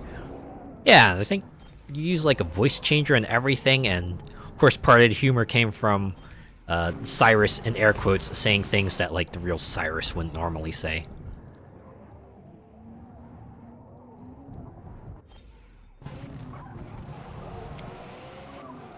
Yeah, I remember that being like a big deal in 3, if I remember correctly. Like, no matter what the ending, Cyrus would get away, and then, just everyone would spend a couple years thinking about, oh man, how would 4 continue this plot line? And then, you could just, like, dispatched him in the very opening of Saints Row 4. It's like, oh man, so this is how this ends, right? And of course, what Saints Row game would be complete without a zombie mission? I remember the zombies part from Saints Row the 3rd. It was very interesting, right? The one area would just suddenly become zombified and would just stay like that for the rest of the game. Or did it? I don't quite remember.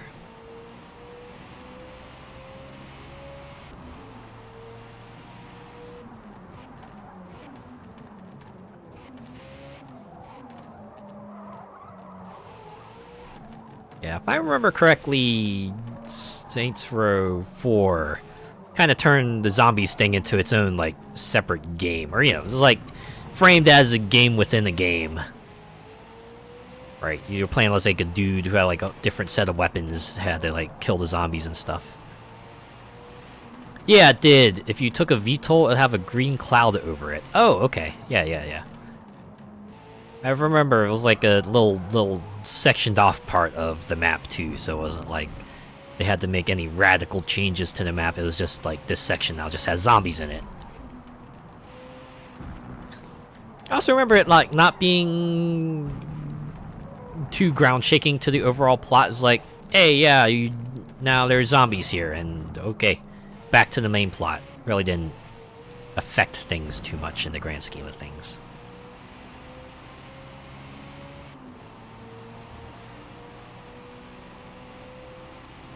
Yeah.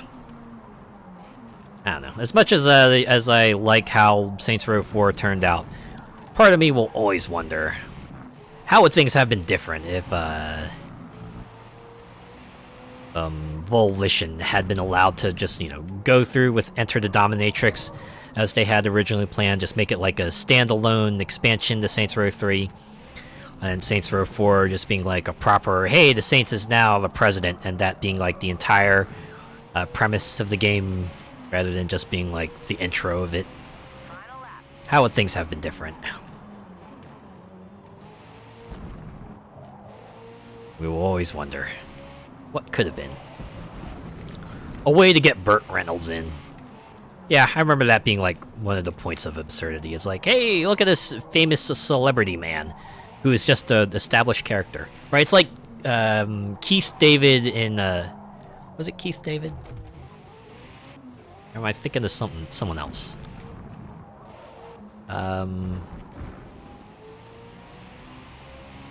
But you know, you had like the celebrity as your vice president, and he was just he was just a established character. Yeah, it was. Okay. Yeah. Keith David. He was just straight up a character in Saints Row. Yeah, he was in Saints Row 1. He was Julius.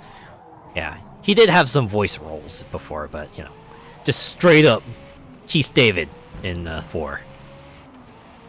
And I do remember in Saints Row 4 they kind of poked fun at that too. If you had like Julius and Keith David in the same group, they would go, "Hey, you sound familiar."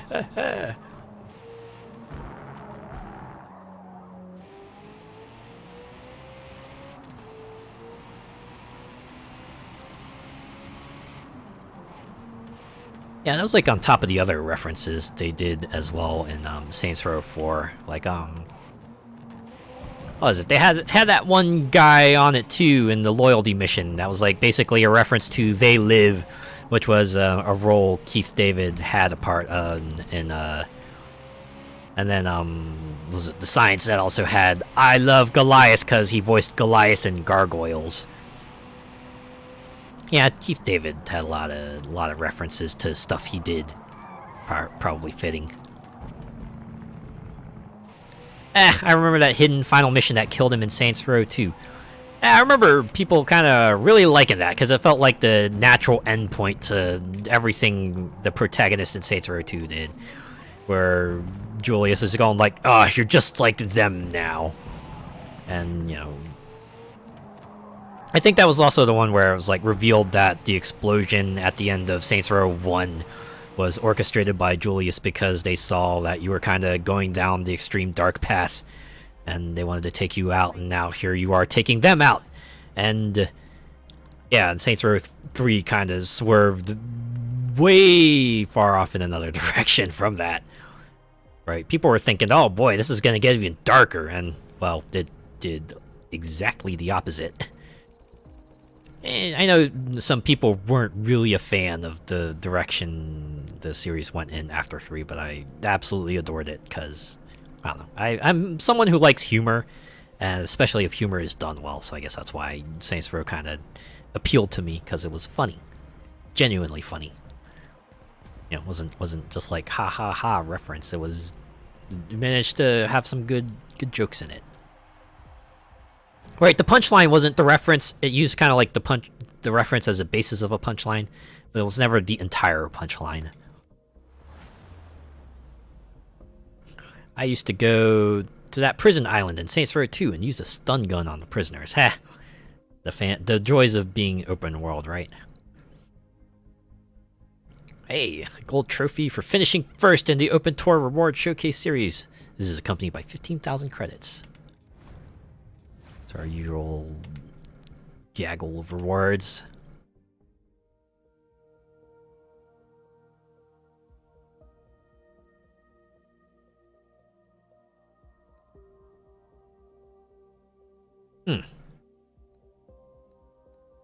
So that really is it, huh?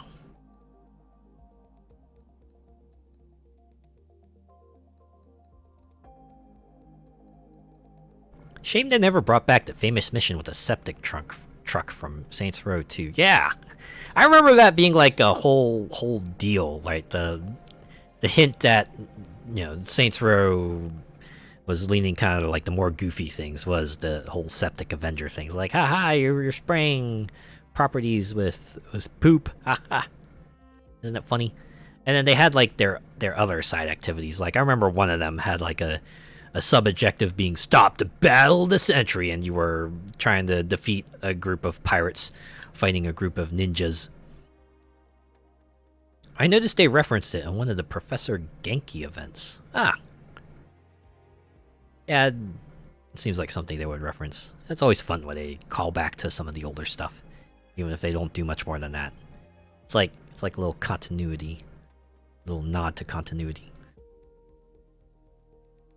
Yeah, I don't know. I was hoping they would have like a bit more of a show for doing all the events here. Like even in was Forza Motorsport 7, once you completed all the, you got the requisite number of points in each series. There, they had an ending screen. They had the guy going, "Congrats!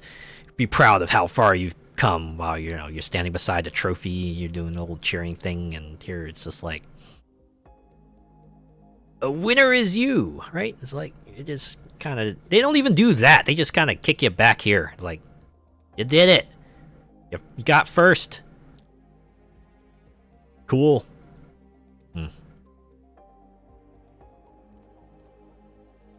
Yeah, where's the fanfare for completing it? Kind of wonder that myself. Like, I don't know.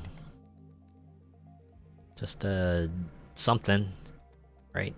Here, we'll roll credits. Right? At least it deserves that much. Like, they could at least, play this automatically. Oh, wait. I have to control the credits myself. This isn't. This is like, doesn't scroll by itself. What the heck? Lazy like Horizon was for getting in Hall of Fame. Ugh, yeah. It's like a kind of a, yeah, just ends.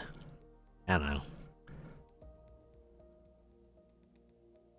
In any case, I got, despite all this, I guess I still enjoyed Forza Motorsport.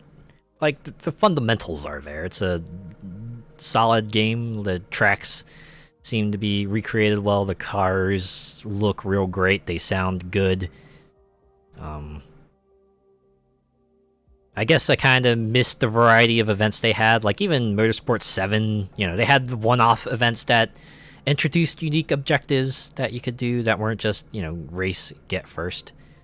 I guess I can appreciate that they were going for a bit more of like a kind of a race day feel to it.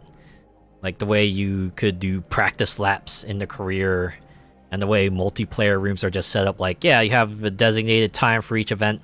You get into a room, you have like a certain amount of time to put in qualifying laps to determine your position, and then after that you just do the race itself, get to the end, and then move on with that.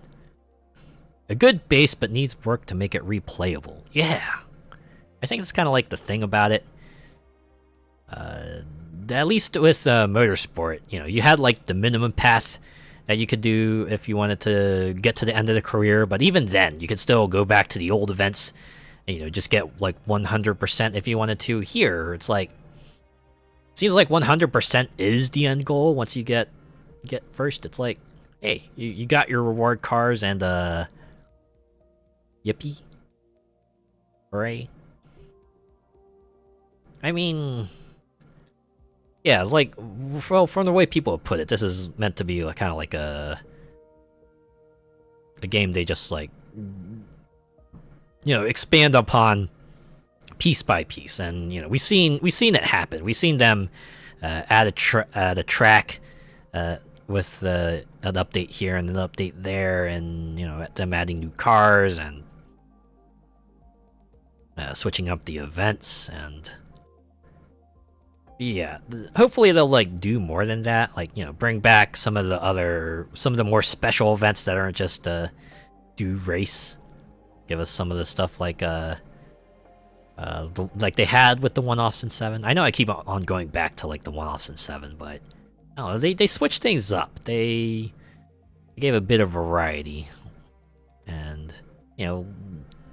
let you take a break from everything that was just races. And oh, I guess, say, was that the entirety of the credits? Can I? Huh. Literally just like a whole screen of credits, and you could just like scroll through it at your leisure. I feel like I'm at a library here, just like looking through a little piece of microfiche. Ah, here it is, the Forza Motorsport 2023 credits. I'm looking for the relevant piece of information here. Ah, yes. Bink video. This is what I was looking for right here. Taps film. Yeah, they could do a Gran Turismo thing with FF or MR cars, no turbos, etc.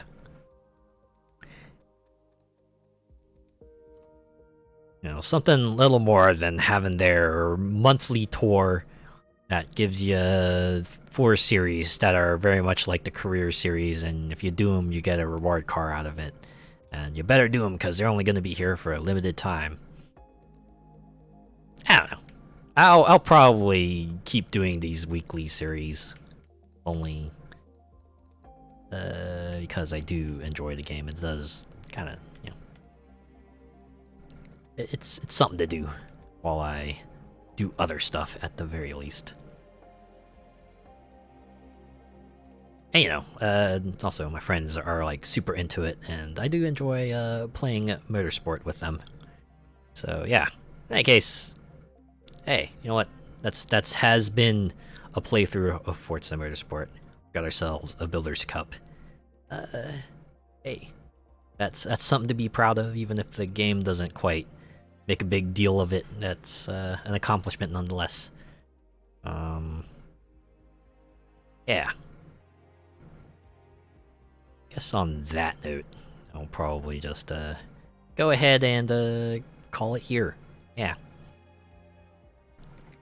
Thanks to everyone who came by and hung out, who came in and chatted, who checked me out, even if for a moment.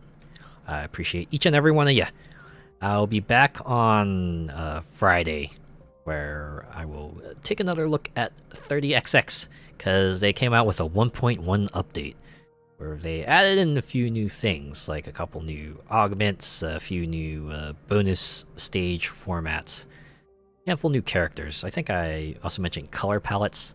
I want to maybe go on a few runs with the new stuff and see how it all pans out. Probably not too big of a change, but yeah, I guess any reason to keep playing to put up 30XX some more.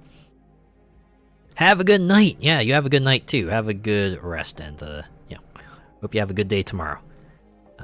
Yeah, it's actually going to be a full week this week, believe it or not. We're getting right back into the swing of things after having the whole week of holiday stuff. All right, let's find someone to raid. Let's see who is out here to raid. I am glad I managed to get through 3 tours today, or 3 series today. Managed to get that through. So even with having 4 races, they managed to keep things moving at a reasonable clip. They didn't pad it out with like extra long races or anything like that. That was kind of my fear. Like even with 4, they were gonna give us like Le Mans length races, and thankfully that was not it. I thought Le Mans would have been like the final race they had, but nah. It was actually the first race they had in the S-Class. Now I think about it, is there like any place where I can go to watch the Introduction. Oh, replay gallery. Is this it? Or no, that's race replays. It's not video replays. And photo gallery, I have to assume, is like pictures you took in photo mode.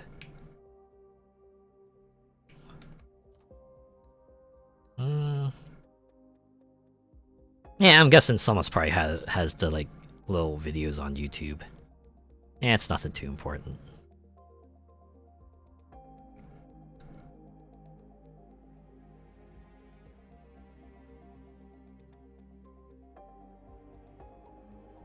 Alright, let's see who's online.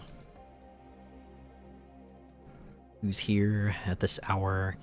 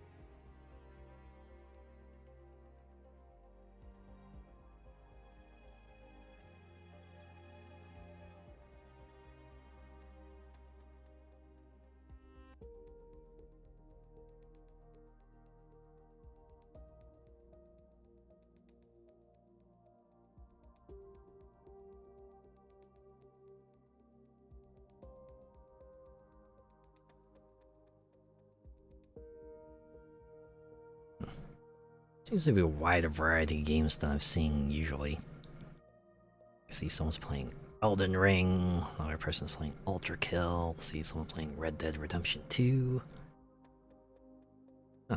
Pikmin 4, called Lamb. Okay, so these are like games that I also see on stream, but you don't see them as quite as often as, say, Valorant, Overwatch, and those sorts of games. It's kind of fun.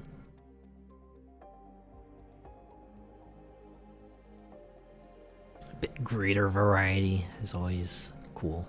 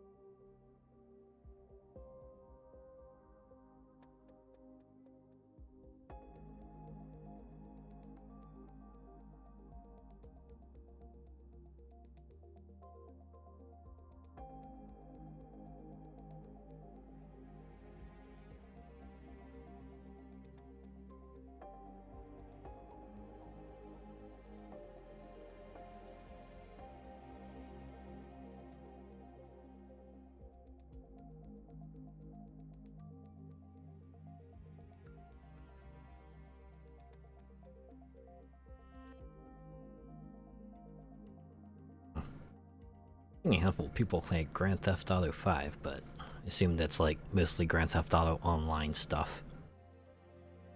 Probably makes sense.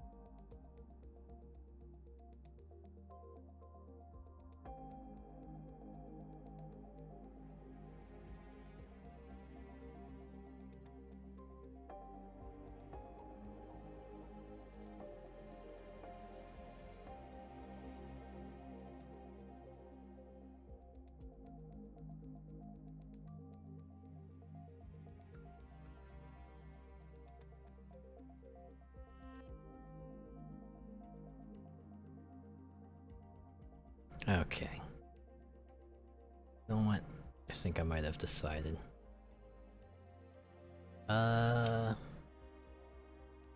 Let's see if they're accepting raids. Oh yeah, I probably should stop raids on my stream as well. Okay.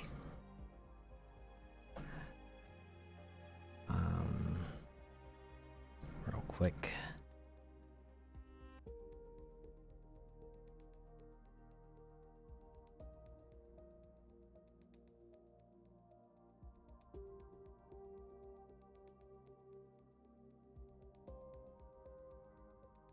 All right.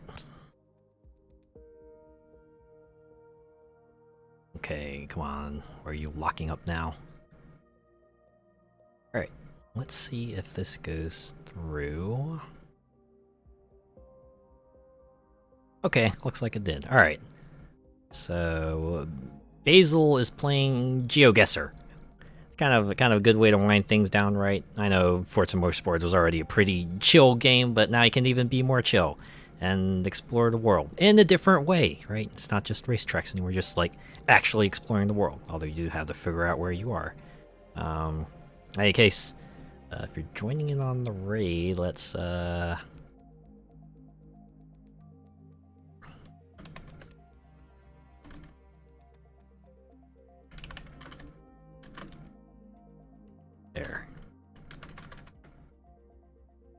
Since we got the Builders Cup, let's just say we got the Builders Cup raid, and with that. You know, on side note, quick side note of emotes, I did get word saying that, you know, the people I commissioned the emotes for are some of the people are like starting to work on them. So hopefully we'll get them in like the next few weeks here. That's gonna be exciting. Gonna get like proper emotes to use. As fun as the cat ones were. It'll be fun to have some more personalized emotes that you can perhaps get a hold of. All right. Have a good rest of your week. I'll see you on Friday for 30XX. Take care.